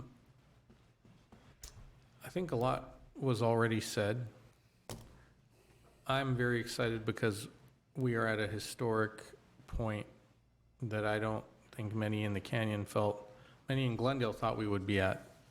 The story of the landfill has been one of promises that were made, assurances that were given, and then reneging on those, kicking the can down the road, trying to find ways to expand it, add more, use it as a source of needed revenue. Certainly, the city is always in need of trying to find more revenue to be able to provide the services we provide, but that doesn't mean that we did right by, when I say we, I mean previous councils, previous management staff, public works. We didn't do right by the people that were most greatly impacted by having this landfill in Glendale. We're the only real city, the only city of our size in this part of Los Angeles County that I know of that has this landfill. That I don't know if many people in Glendale even realize we have a landfill within our borders. It's somewhat of a stain on our reputation when we realize that we have this dump. Other cities shut theirs long ago. I think Burbanks's landfill is where the Starlight Bowl is now. Another idea, perhaps, who knows? But I do agree that the sooner we do this, the better. I've advocated for a long time now for just ripping off the Band-Aid regarding what we do with our waste. We knew this day was coming, as was mentioned. Many other communities send their trash elsewhere. Councilmember Brotman raised a very good point that we all know, which is this is as much about the closure of the landfill as it is for all of us to look in the mirror and find ways for us to reduce our waste, how much trash we produce. We're slowly making our way towards doing that with some of the state ordinances that have required us to separate organics, et cetera. So I would be, and I would just keep this brief because we can have discussions about what goes up there at a later time. Obviously, recreational use should be very strong in primary consideration, but in addition to that, let's take this first step. Let's give the people in this room and the people watching at home and the people all over Glendale that assurance that this is our collective decision as a council to close this landfill once and for all, and then take the steps to decide what happens next. So we should raise the tipping fee. I know that people would like it closed yesterday, but I think that the point that was made, and by the way, thank you staff for this report and explaining things in a way that I think were accessible to us all. The elevation issue is a concern. If we want to have usable space up there, I think it's important for us to get that filled up as soon as possible. And I agree with what I hear is the majority up here on the dais, which is raise the fees and open it up to anyone who's willing to pay those fees to make sure that we get it closed by 2025 or perhaps sooner. Sooner being the ideal outcome, of course, but you never know. One of the things I learned when I joined the city as city clerk years ago, and I have had opportunities to go up to that landfill many times because part of the city clerk's duties when we ran elections was you had to actually physically dispose of ballots and prove that you were disposing them. So we would literally take the ballots after a certain period of the elections, dump them, take pictures of ourselves at the landfill, and then come back and say we did it. And one of the things that you realize is that landfills are an excellent indicator of economics. When the economy is doing well, when there's a lot of remodels, there's a lot of construction, there's a lot of trucks going up there dumping trash. When the number of trucks starts going down, that's the time to start looking at offloading some of your stocks or other investments because, you know, there's a recession on the way. So we hope that if we raise the fees and there's still a lot of activities, the closure of the landfill will happen sooner than we projected. But at the very least, based on staff's projections, 2025, I think, should be the closure date that we aim for. Yes, Mr. Galanian. If you're done, Mr. Mayor. Yes, that is all I have. Again, rates will go up. We know that's a reality. We're going to have to face that. I know that we have the item following this one to have a discussion about rates. And that's all I have. Thank you. Back to you. Thank you, Mr. Mayor, Mayor, City Council. It does appear that there's consensus, obviously, on council to have the landfill closed earliest or by December 2025. I would recommend that you vote. Council member makes a motion on option A, which is not to revise the city's waste shed ordinance, allow the landfill to close upon reaching capacity, again, as estimated as December 2025. And there's also, appears consensus on raising the tipping fees and opening up the waste shed to maybe other cities. However, since that's not on the agenda, I'd ask that you allow us an opportunity to consult with LA County and the sand districts on the amount and the mechanism, and then bring a separate report back to you for your consideration.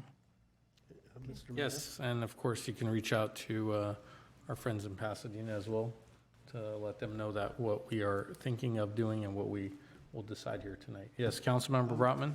I think I'm kind of looking at alternative two here because we're talking about not revising the city's waste shed. We're actually talking about revising it and opening it up to any and all that want to use our landfill. So I don't know if that's option A. Maybe you can clarify that, but we cannot give direction today on tipping fees? You can, Mr. Mayor, members of council, you can give us direction to look at those things. We would have to bring those back.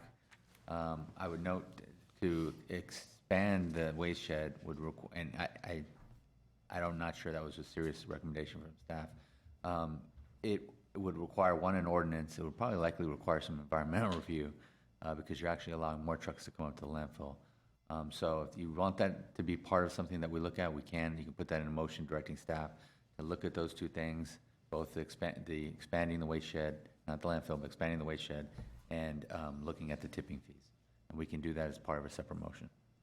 Yeah, I'll move that. One thing that might be important to mention is the current permit does allow up to 3,400 tons per day. I'm not sure if that would matter for CEQA review or not. It might. Anyway, that's something we'd have to look at. So can I make a motion to move option A, and then we do a separate? No, Councilmember Devine just made. I was just going to say that let's move that motion, let's Well, put that into a motion. To Mr. Glenn's point, we're recommending it's two motions. One, to do option A, and a second motion directing staff to look at the tipping fees and the possibility of expanding the waste shed. Bring it back, yes. Okay, good. Go ahead. I have one, before someone makes a motion, I just have one point. So if Sunshine Canyon is $90 or 98. $91, let's say we put it at 85, everyone else who's going to Sunshine will come to Glendale because it's cheaper, including the city of LA, let's say. If So you let's open be it up- careful. I mean, let's think about this just a little bit. It'll close very quickly. If that's the goal, that would definitely speed things up. So I don't want to, We want to look at all, think we about want to that. look at the impacts of all the options. yeah, let's look at those impacts. We will. All right, so, Councilmember Asatrian, go ahead. So we're making we're making a motion for option A, right? Right. And then we're stopping there. 'cause there's- Option A, Do not revise the city's wish. Okay, all right, is there a second? second. Let's have roll call, please. Council members Asatrian, Yes? Brotman, Yes. Divine, Yes. Najarian, Yes. Mayor Kasakian. Yes. And then, Okay. and then the second. Go ahead. You can make the second Then one. the second motion. Yes, Go ahead. the second motion is to bring back a staff report on raising the tipping fees. All right, And expanding the, consider, yeah, sorry. and consider, Consider, The impact of opening the waste shed. Yeah, the potential for opening up the waste shed and Okay. pros and cons and all yes. the rest of it. So moved. So moved. sure. Okay. So, Is that Councilmember Devine made the motion to study the tipping fees, increasing the tipping fees, and expanding the waste shed. Is there a second? And what? That's it. That's it, second. There's been a motion and a second. Roll call, please. Council members Asatrian, Yes. Brotman, Yes. Divine, Yes. Najarian, Yes. Mayor Kasakian. Yes, thank you very much. All right. Anything else left on this item? We good? Well, we're not, Folks, not please, thank you. discussing We are going to have other discussions after this. I think there's an item coming back on the biogas. For now, I think we've achieved quite a bit, so congratulations, thank you for coming. Let's move on to the next item. All right, next item, Clerk Abajan. Yes, next item is action item C, Public Works regarding solid waste collection rates and commencement of Proposition 218 notice and public hearing process for the purpose of adopting new solid waste collection rates for single-family and small multifamily customers. A, motion authorizing staff to commence the Proposition 218 notice and public hearing process for the purpose of adopting new solid waste collection rates for single-family and small multifamily customers. Mr. Glenn? Yes, Mr. Mayor, members of City Council, as you will be presented shortly, the refuse collection, our refuse collection rates were last revised 12 years ago, back in 2010. And there have been a large number of factors driving cost increases, including China's ban on recyclables, state mandates under SB 1383, and now the closure of Shoal Canyon landfill, as well as increase in operating and capital expenses.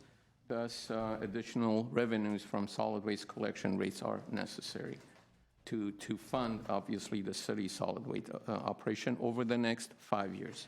With that, I'm going to turn it over to Dan Hardgrove, our Assistant Director of Public Works, to present the cost of service analysis for your consideration and direction.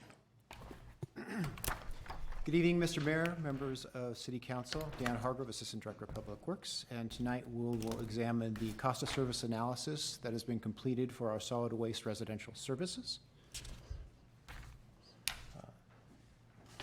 As Mr. Galanian mentioned, some of the objectives of the COSA were, first of all, it was to analyze the cost impacts on our operation over the past 12 years. It has been over 12 years since the rates have been increased. This has been compounded in recent years by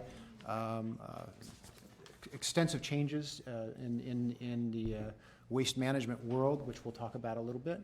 Another objective of the COSA is to correct any imbalance between the revenues that we receive versus our operating and maintenance and capital expenditures. Of course, we have to ensure that as an enterprise fund, we accurately account for the cost of service for the services that we provide. And also in doing that, with any imbalance, we need to, the COSA looks to reestablish and preserve a reserve requirement for the refuse fund, ensure that we maintain a fund balance able to support our operations. This also, under the objectives, knowing that a rate increase is likely, would involve, looking at what the impacts are to the customer, and in so doing, consider phasing the rate increase over multiple years to minimize the impacts on our city customers. Some of the factors driving these increases, again, Mr. Galanian mentioned a few of these. I'll go over them quickly. No rate increase since 2010. That's 12 years. The inflation over that time period has been in the neighborhood of 35.87%. Independent of all of these factors, our operation expenses have gone up about 46%, about $8 million per year.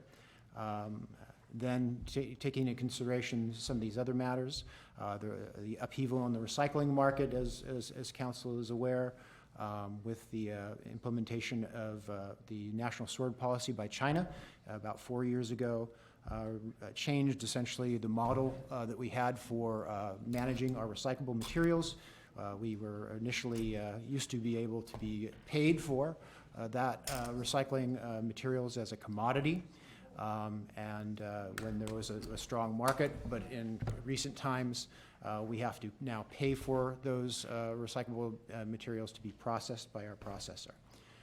The commercial franchise impacts, really this is a matter of our operating expenses, of course, have been reduced, but also our revenues. We have a smaller customer base now, and so our single-family residents and multifamilies 2 to 4 have in terms of servicing these customers, have a smaller amount of resources to pull from. Probably one of the most significant issues is state law compliance. There's been a flurry of state laws that have been mandated over the past 12 years. AB 341, AB 1826, AB 1594 that have had impacted. Probably the most significant has been SB 1383. This is not just has had the impact of having to transition to our green containers and to include food waste. There's also the impacts of creating an edible food recovery program, an extensive outreach and education portfolio to get the word out about SB 1383, and a implementation of inspection and compliance measures and enforcement measures that is a completely new program for us to have to undertake. So these have had significant and are continuing to have significant impacts on our costs. We've talked about the Shoal landfill closure impacts, and Mr. Oltaguri touched on what those costs are associated with the closure. We are one of the people that bring our refuse to the Shoal landfill. We would now have to find an alternative destination. The destination is going to be further away from the city than Shoal, the city center than Shoal. There's costs associated with that, including more trucks that we would need to purchase, a couple staff members that we would need to operate those trucks, the CNG fuel, depreciation of the vehicles, wear and tear, impacts on our infrastructure, and the tipping fee will of course be different from what we have paid traditionally at Shoal. And then a number of current trends also driving, and we've talked about inflation, but of course in the past year inflation has been significant. Supply lines have been impacted, cost of materials have gone up, and all these are driving the cost increases. So COSA's overall findings, this slide really says it all. Without a rate adjustment, we are in a very difficult situation. You can see the bar graph representing the pink and yellow is our expenditures, and the blue bars are our revenues without any rate adjustments. The green line represents our fund balance, which is essentially in a nosedive. We have a massive increase on our operational demands, and we're working under rates that are 12 years old. And so this is the impacts of that. Some of the key findings that, just to clarify, that are in the report, but are important. I'll go over these in general, then maybe take a little bit more time on them. We found in the COSA that the individual rates or service for individual rates, since the servicing of a 96-gallon container in a single-family residence, the servicing of a 2-yard bin 2 times per week for a multifamily 2 to 4, are completely inconsistent with the costs of performing that service. So the initial rate adjustment, which is as proposed for January 1st, 2023, will not only be an increase, but also represent a rate restructure. So each of those activities will be raised at a different rate in that first year. And we'll look at this in a moment. Another key finding is even with these adjustments, we're finding that our rates are still lower in comparison to many similar communities. And we'll look at some graphs and information on that. And finally, the model for the COSA includes, as we mentioned previously, a phased approach over 5 years to minimize the impact on our customers, as opposed to a single cost increase. Here's the initial rate adjustment chart I mentioned previously. I'm not going to spend the whole evening going over the details of this chart, but just to kind of go over some of the examples. If you see our standard 96-gallon cart in the description area, the current rate, the rate recommended for the initial adjustment, what that means in terms of a dollar change, what that means in terms of a percentage change. The right 2 columns represents our customer base. This is what our city customer base looks like. 56% are single-family residents with a 96-gallon cart. Additional 16% have 64-gallon carts, and then about 28% of our customer base is our multifamilies, and there's rates respective of that. The percent adjustment column shows you what I was just mentioning in terms of that rate restructure. The percentages, the changes are based on the cost to perform each of those services, and so the rates need to be adjusted differently. In the following years after that, as you'll see in a moment, those rate increases will remain consistent with this model.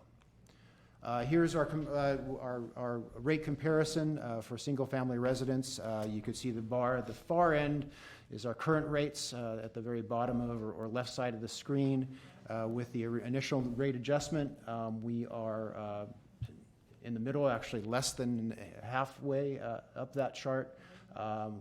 Well below our neighbors in Pasadena and Burbank and some other similar communities. So with these rate adjustments, the most significant being in the first year, we would still be in the lower part of comparable cities in terms of what our rates look like. Here's a kind of an indication of to show you the phased rollout. Again, that top table, 95% with the asterisk, that's just to represent that these mean different percentage increase for different types of service. The average is 95% in terms of giving council a sense of how this model plays out. And then the following fiscal year rate adjustments are consistent for all service types, 25%, 25%, 8%, 8%. And The ultimate goal is the graph below. You remember our, I'll call it, for lack of a better term, the nosedive chart in terms of our fund balance. This represents what these rate increases will do with this proposed model. We stopped that falling trend in 2024, and we retain a consistent fund balance through the remainder of the years, around $5 million, which is a good industry standard for us as a city to be shooting for. Can I ask a question? Yes, Councilmember Brahman. A question. So with these rate increases over, this is 6 years you're showing here, right? What is, so this is 95% in the first year, and then another 25% on top of that? Yes. So what would be the cumulative? I can't just add it up, right? You can, but it wouldn't accurately. We actually have a slide that shows what it would be in one if we did it in one. Okay, I'd like if to you'd know, like to yeah, see what's that, what's the Councilmember. cumulative or the total, not cumulative, yeah, whatever. Yeah, so we'll look at it, it would be 100% increase in the first year, and that would give you a better idea what that would look like, maybe at the end of the presentation? Sure. When you're ready. I can answer that if you like right now. If we, and we can show you with the graph. Sure. If we were to add everything up in 1 year, cumulatively, it would be a 215% increase. 215? 15%. 215, okay. Thank you. Sure. Okay. So, taking that graph and looking at the numbers, that is the top part of this table. These are the outcomes of the COSA with the projected operating results, including the adjustment. You can see the rate revenues are up. The second batch of numbers is our expenditures, and including our capital expenditures. An important thing to point out here is that the bottom line there, there's a lot of parentheses there, and that's meaning that our expenditures are still exceeding our incoming revenues, even with the rate adjustments. But that's where the fund balance comes in. And so looking at our beginning cash and in the top row here, again, those operating expenditures, and you could see now numerically what is represented in the graph, that in 2024 we start balancing out at $6 million, and then over the remaining 4 fiscal years it's leveled out around $5 million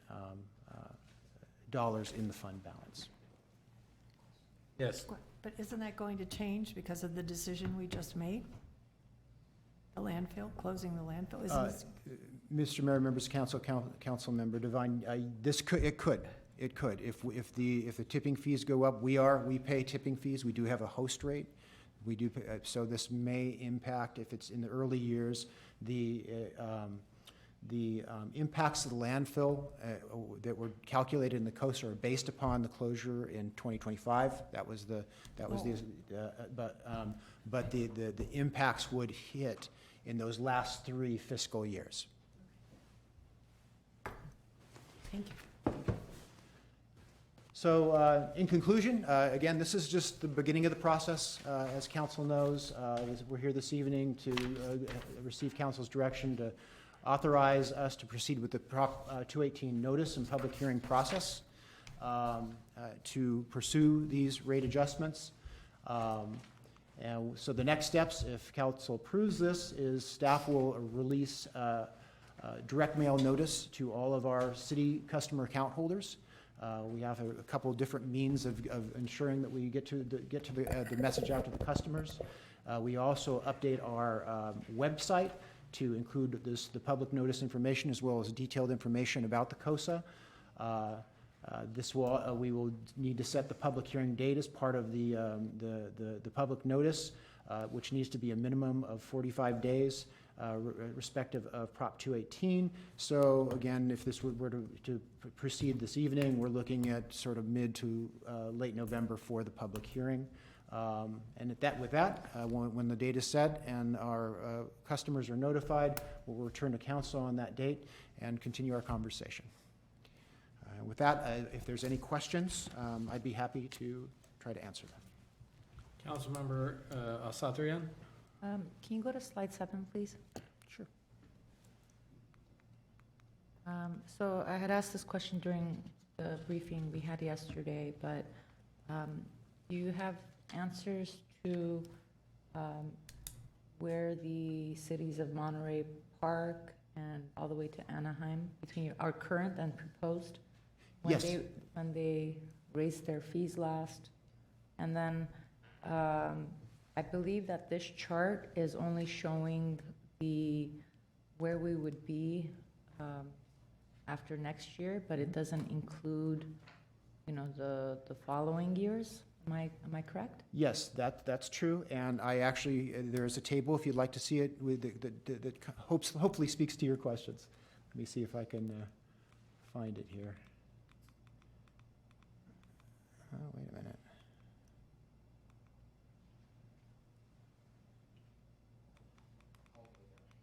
There it is.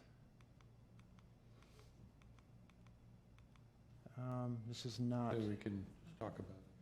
Then we included it. Okay, yeah, I apologize. I thought I had a slide in here that would demonstrate that, show that in some detail. How do I get this back to? Essentially, one of the things we have to recognize is the, and I apologize, council member, I thought we had that a table in this presentation. Is that this is a moving target. So these are the rates respective of these communities currently. The rate adjustments are fairly recent for each of these cities, and I was again hoping to show you in that table, but I can go to my notes at least and give you a little highlight. So you're looking at the earliest, the oldest rate increase was January of 2021. The most recent was August of 2022. If I could jump in real quick, Councilmember Asatrian, as Dan mentioned, most of the rates, effective rates, went in between July of 2020 and some as late as we have them as July of 2022. That was the study that we had. In terms of usually the cities renew their rates or increase their rates on a fiscal basis. So that's the study we had. If we continue with the proposed rates as of July of next year, we would be higher than several of the cities, assuming they don't raise their rates. And if that trend continues, obviously, without them raising their rates, we would be at a much higher location in terms of the graph. However, again, with what we've done is we've looked at most of these cities that are shown on this table have private haulers, and these private haulers are going to raise their rates on an annual basis. So assuming that trend continues, we would still be in the middle of the bunch, basically. After the 95, 25, 8 and 8, we would still be in the middle? Because these, assuming that they raise their rates by the rate of inflation, basically we would move up, but it wouldn't be, again, we don't know how much they're going to raise their rates at this point. So it's a guesstimate, but assuming they raise their rates by inflation, we would still be somewhere in the mid to a little bit higher than mid location in this graph. Okay. And just as Mr. Amrami is finishing, oh, there we go. there's what it looks like on the table, and you could see the customer, the individual rates that you were looking at for the included cities. The last time the rates went into effect, the little arrows indicate the fiscal year increases and where we would reside on this list if none of these cities increase their rates during these time frames. Thank you so much. I appreciate it. Can I follow up on that a little bit? Yes, go ahead. I just want to make sure I'm clear. So you're saying if we did the full 6 years of rate increases up front, where would we be? We would be at that $56 number? Or? Yes, yeah, we Or would be actually be beyond that? beyond that 56 number. We would be the highest rate among these cities. Okay, okay. All right. But that's assuming, I'm sorry, but that's assuming they don't raise the They rate. don't, Yes. yeah, yeah, Yes. I just Stay kind the of, same. yeah, okay. And then, just, you talked about our fund balance going down so much. Is that what we want? Is that okay? Why would we want our fund balance to be dropping so low? Councilmember Maybe I misunderstood. Brotman, no, yeah, I apologize if I didn't explain that clearly. The without an adjustment, the trend of depletion of our fund balance is plummeting. It's hard to, and we would exhaust it probably by the next fiscal year. With the fund balance, again, I may impose upon you It's coming down a lot and then it's flat. Yeah, so right? we're able to. Yeah, why do we want it at such a low level? This is Councilmember Broadman. The best management practice or average industry standard is to maintain a cash for a city our size, is to maintain a fund balance of $4 to $5 million. So we're trying to balance that versus raising the rates so that we don't raise the rates too much, but at the same time we maintain a consistent fund balance, which is at that $4 to $5 million rate. So we have the 2 points basically on the graph, and then we did the rate model to come up with the different rates, different percentages. But historically, we've been running a much higher fund balance, you're saying, and now we're going to go into a much lower one. So why? Is that because, let me see if I can ask it in a different way. Is that because we will be subsidizing the customers through our fund balance to not have that immediate impact of a full increase? Well, there's several factors that we've identified in this presentation. The cost of compliance has gone up. Before we had a much larger fund balance. We've also have we lost a portion of our customer base, obviously, when we franchised, when we went to franchising. Sure. So these are all potential costs that we could have passed on to our residents or consumers. Instead, we would be using the fund balance for some of it. Well, when we did this analysis based on the recommendation of our consultant that said maintaining the $4 to $5 million would be the minimum acceptable fund balance. We just based our modeling on that minimum acceptable fund balance. No, I think, I like the point you're making. It seems to me that we're making a policy decision to run at a lower fund balance as a way to prevent further increase in rates. In other words, we're kind of providing a subsidy of some kind. Mr. Mayor, members of City Council, if I may, Councilman Brotman and Mr. Mayor, as Mr. Amrani mentioned, the reason we were in the past had a much larger, significantly larger fund balance was because we had a larger operation. And as you recall, the majority of commercial trash collection that we were handling now is done by 4 private haulers. So the smaller the operation, the lesser fund balance you need to maintain the operation. But is it in proportion? Because it seems like there's a very dramatic shift in the fund balance that seems to be, in excess of our loss of business. And it could also be, Councilmember Brotman, that we use the fund balance to replace some of our older equipment, and these equipments, as you saw earlier, cost around $250,000. So we could have potentially used that fund balance to pay the one-time capital cost. Or we could have passed that on through the COSA. Or we could have passed that on to We the chose not to. Exactly. We wanted to minimize the impact to the ratepayers, yes. All right, so that's more or less, tomato. Right. Councilmember Najarian. So last time we did a COSA with electric, we went to a company called Willdan, and they screwed up the billing cycles, monthly versus bi-monthly. I assume that we're good. When you say it's 56 per month, for example, on that last chart, or any of these charts where you talk about the proposed effective rate, that is per month, but it's billed for 2 months, correct? Correct. Remember that, we sued them, they Yes. claimed, innocence, and we eventually had a large settlement with them. And because we didn't go back and collect it, anyway, okay, I just want to make sure that, if you know, you know. Those who know, but make sure that we don't fall into that same issue. Comments? Did anyone? Okay, no? All right. Comments, not Coun- questions. Councilmember Brotman? If we're there, we don't have any. Well, any other questions from my colleagues? Okay, no? Yes? All right. Let's go to the 2 callers we have on the line, and then we can go to council comments before we decide.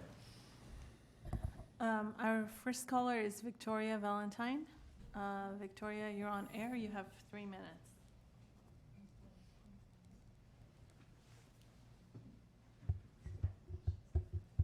No? Victoria? Our next caller is Monica Campania.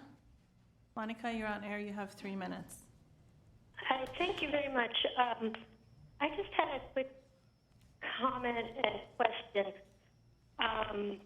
In general, I totally support the rate adjustments. I mean, we have to pay for the waste, and it has been 12 years, and that makes total sense. Dealing with waste costs money, and so, of course, we should always support things that reduce the waste so that we can reduce the cost. And I understand that we have a discounted smaller bin size that residents can request.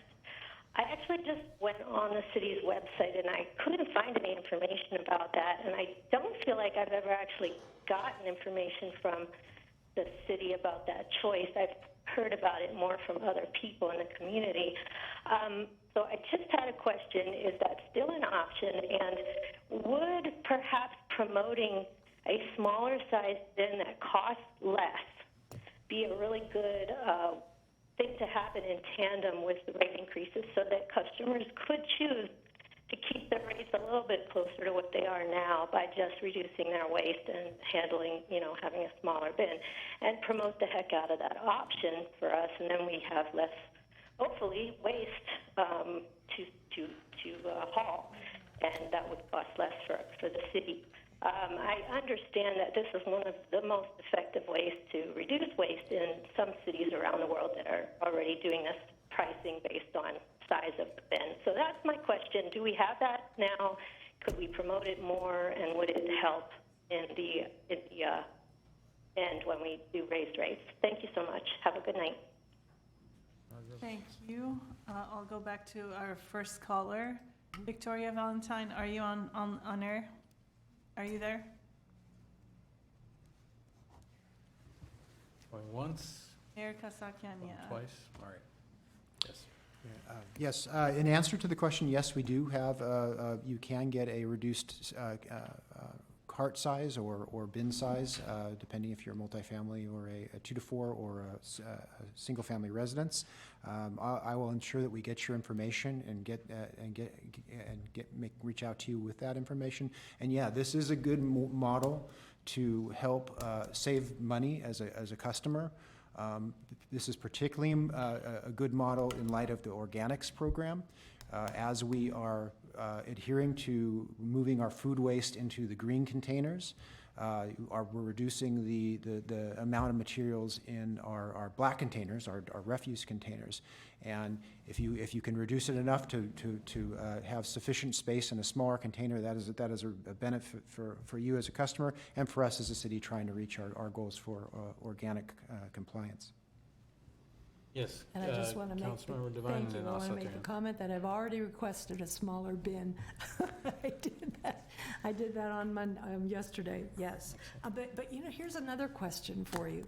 I found myself in the position now where I don't have to put my trash out every week. Is there any way that, this is what the rates are for twice a week pickup, once a week pickup. But what if you don't put your trash can out every week? Too bad.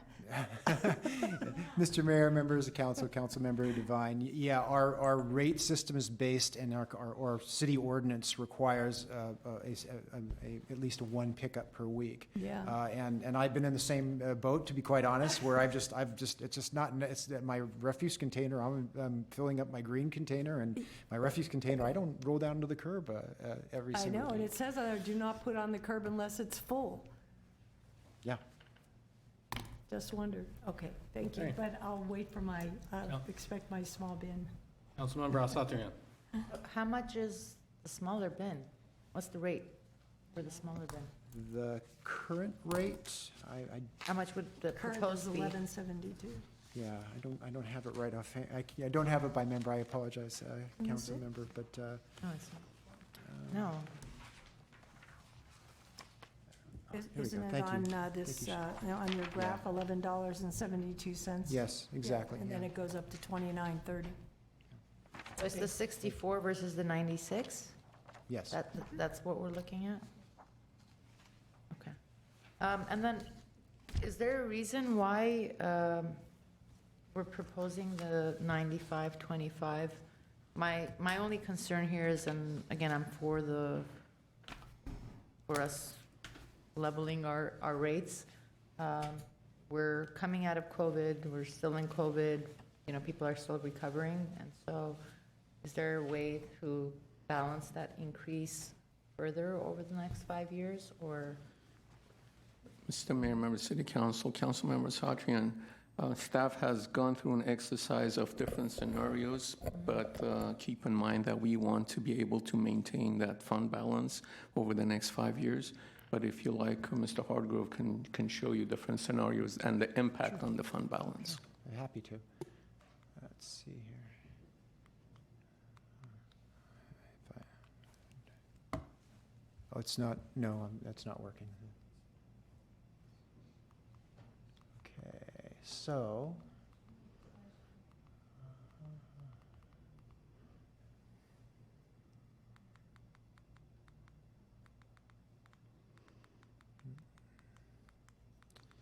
Okay, let me see if I could find those charts. Okay, here's if you look at the screen, here is the rate we're proposing again, and the model was designed to restructure the rates for the individual services in the first year. That's that 95 average percent, and then but reduce the overall initial impact to customers over the long run. So this was the model that we were proposing. However, just to give you a sense of what other models look like, there's what you're going to see with each of these is there's going to be the representation, the percentage needs to be higher earlier in the 5 years because that's what captures our fund balance.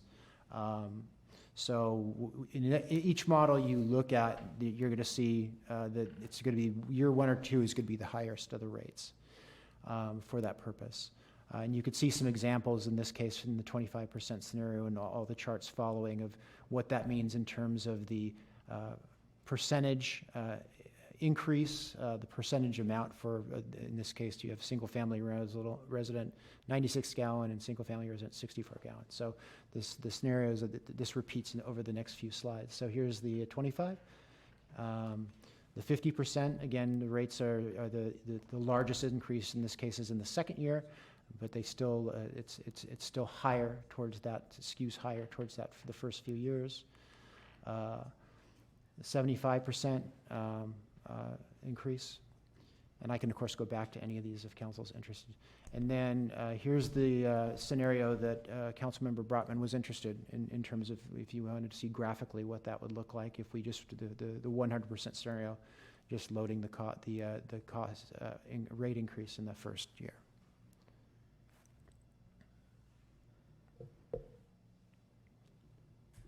So you're saying we got to stop the bleeding immediately, and then we can taper off, basically. I mean, yeah. That's why it's so high at 95. And Councilmember Najarian, and that's the beauty of compounding interest, right? When you upfront, increase it upfront, then it'll make it easier. What is it, the 9th wonder of the world or 8th wonder of the world? Councilmember Brotman. We're into general comments now. Yes. Right, okay. Yes.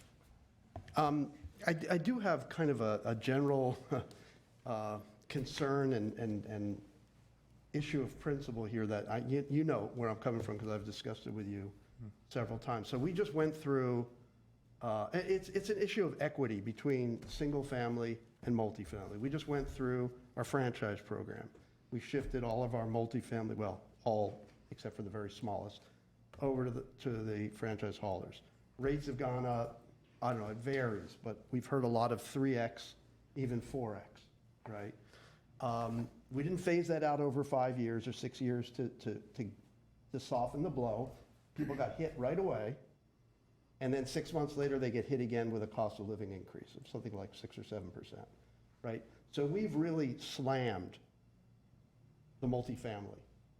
And then when it comes to the single family, it's not like I'm begging for rates to be higher, but it just feels like we are bending over backwards to subsidize these rates, to spread it out, and to do everything we can to soften the blow. And I really think there's an equity issue here. And one thing I ask you, I hope you're able to answer this today, is if you look at per household, somebody living in an apartment or in a condo, what are they paying on average compared to a single-family customer? Can you tell us that? So, Councilmember Brotman, yeah, we've prepared a couple of examples of what the proposed rates will look like with comparison with the multifamily housing. So. Okay. Let's see here. So there's a couple examples that we just wanted to. I think that the key to these looking at comparative types of service. There's a different type of level of cost involved in providing service for a multifamily with 10 units in terms of the access and amount of materials than there is with a single family residence. So we tried to find a way to create an apples to apples comparison of the two. And we've created a couple models that I can go through with you now, if you care to see what that looks like. This first example is based upon the initial adjustment year, and this is a comparative of a single-family 96-gallon to a multifamily equal to 5. So we want to, multifamilies can be greater than 5 up to hundreds, but the most conservative approach would to look at the least amount of households. So we compared the single family relative to multifamily of 5 units. There's the current rate. You can see the single family 96-gallon proposed rate. Important to note that the cost for organic processing and recycling was taken into consideration in the COSA. Different from the commercial rates, we rolled that cost into the monthly rate, as opposed to if you look at the commercial rates, there's individual separated costs for those different commodities. And so what we tried to do here is first equate proportionally what that would look like relative side by side with the multifamily rates. What you see in the COSA presentation and the report is the 33.35, so those numbers equate approximate to that amount. For a single, for a multifamily customer in a greater than 5 unit or equal to 5 unit complex, first we need to, again, with the apples to apples idea, there's really no multifamily of 5 or more that has sufficient enough space in a single 96-gallon container to use that as their type of service. There's too much amount of materials that need to be handled. So we approached this in terms of looking at side by side for the case of the multifamilies, having 2 96-gallon containers, a recycling container, and organics container. And you can see the difference. It's quite wide. But then when you break it down per household, this is the individual household of all those 5 homeowners, if they're condo owners, or tenants, if they're paying a rent. it's about $20.02, which is about 60% of what the single-family resident is paying. That was one model, but we wanted to make sure we take a kind of a, double check, and these can vary widely. I mean, you can mix and match them, but we wanted to make them as fair, as to apples and comparative.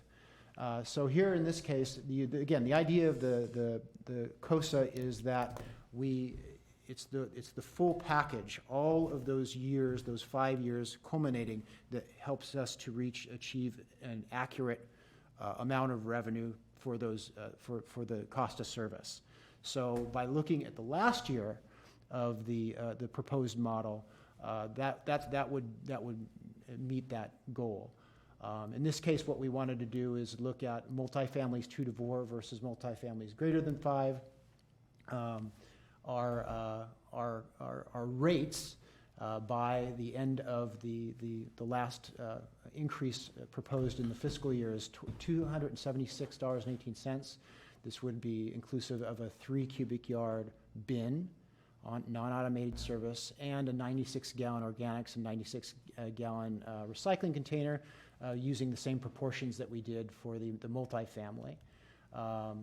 If you look at the third column over, this would be the multifamily rates, just right, this is the multifamily rates currently, the adjusted rate for what a multifamily greater than 5 is paying for this exact service, $216.66. But again, we're extrapolating it towards the end of the last fiscal year in this model. So what we did, again, to be conservative, we added a 7% increase each fiscal year, which is similar to what the last CPI increase was. So in 27-28, we are projecting that the commercial rates would be, the comparable commercial rates would be $277.32. And then again, if you divide that to the individual households involved, in the case of multifamilies 2 to 4, the most conservative would be to choose 4, divide by 4. The most conservative for multifamilies greater would be 5. You can see the rate differential. And again, in this model, the multifamilies are paying 80% of what our multifamilies greater than 5 are paying 80% of what our multifamilies 2 to 4 are paying. So again, these are 2 examples of many variations that we can pursue, and I'm sure in some cases you're going to find some level of difference that's significant, but overall, they seem to be pretty consistent. Okay. Yeah, I don't want to drag this out. This is very interesting, and it's very different from what I thought when I asked the question. I mean, I think I need a little bit of time to digest this and maybe talk to you about it, but if it's true, because I'm just looking at increases, I'm not looking at where we started. So if it's true that there is, some equity here, then everything I'm complaining about goes away. So that's all I'm concerned about. I just want to make sure that there is some fairness in the system and we're not kind of subsidizing one class of customers because they're quote unquote our customers, and the others we've kind of thrown over to the haulers, And there is one other thing, which is I know like we do unlimited bulky item, and they don't get unlimited bulky item and stuff like that. So, but that's all I've been concerned, because I've been, a lot of people that live in condos and apartments complaining like, hey, we're getting screwed, and you're treating the single family with kid gloves. So it sounds to me like you're saying that's not the case, and that makes me happy. Anyway. So who else Looking for a motion, or are we still Well, talking? I want to give everyone an opportunity to get whatever they want to get asked and answered, or comments. But certainly if there is a motion, Councilmember Najarian, that you'd like to put forward, I'm open to that as well. I'm happy to move the item. So you would like us to move forward with the noticing for the Authorizing public staff hearing? to commence the Prop 218 notice and public hearing process for the purpose of adopting new solid waste collection rates for single-family and small multifamily customers. Second. Okay, so a motion has been made and a second. Let me ask, just for clarification, do you need specific rate recommendations from us now, or is that part of the noticing and hearing portion with what will come back to us? Mayor Kasakian, Mayor City Council, the direction and the motion will be based on staff's recommendation Okay. on the rate. So All if right, council's desire for any other combination of, then this is good for us. No, I'm fine with it. Does anyone have any objections, or, okay, so motion was made and a second. Let's vote on this. Let's have roll call. Council members Asatrian, Yes. Brotman, Yes. Divine, Yes. Najarian, Yes. Mayor Kasakian. Yes. All right, congratulations. We came through a heavy, heavy agenda today. I want to thank my colleagues for being fully engaged and doing some really, really important work today. Thank you. I truly appreciate each and every single one of your commitment to getting through this. So with that, if there's no new, well, we have oral communication. Do we have? Mayor Kasakian, we have no callers for oral communication and no cards. Okay, no cards, no oral communication. Move to adjourn. No new business. There is a motion to adjourn. Second. Is there a second? We are adjourned. That was seconded by Councilmember Brotman. Good night, good luck. See you again soon.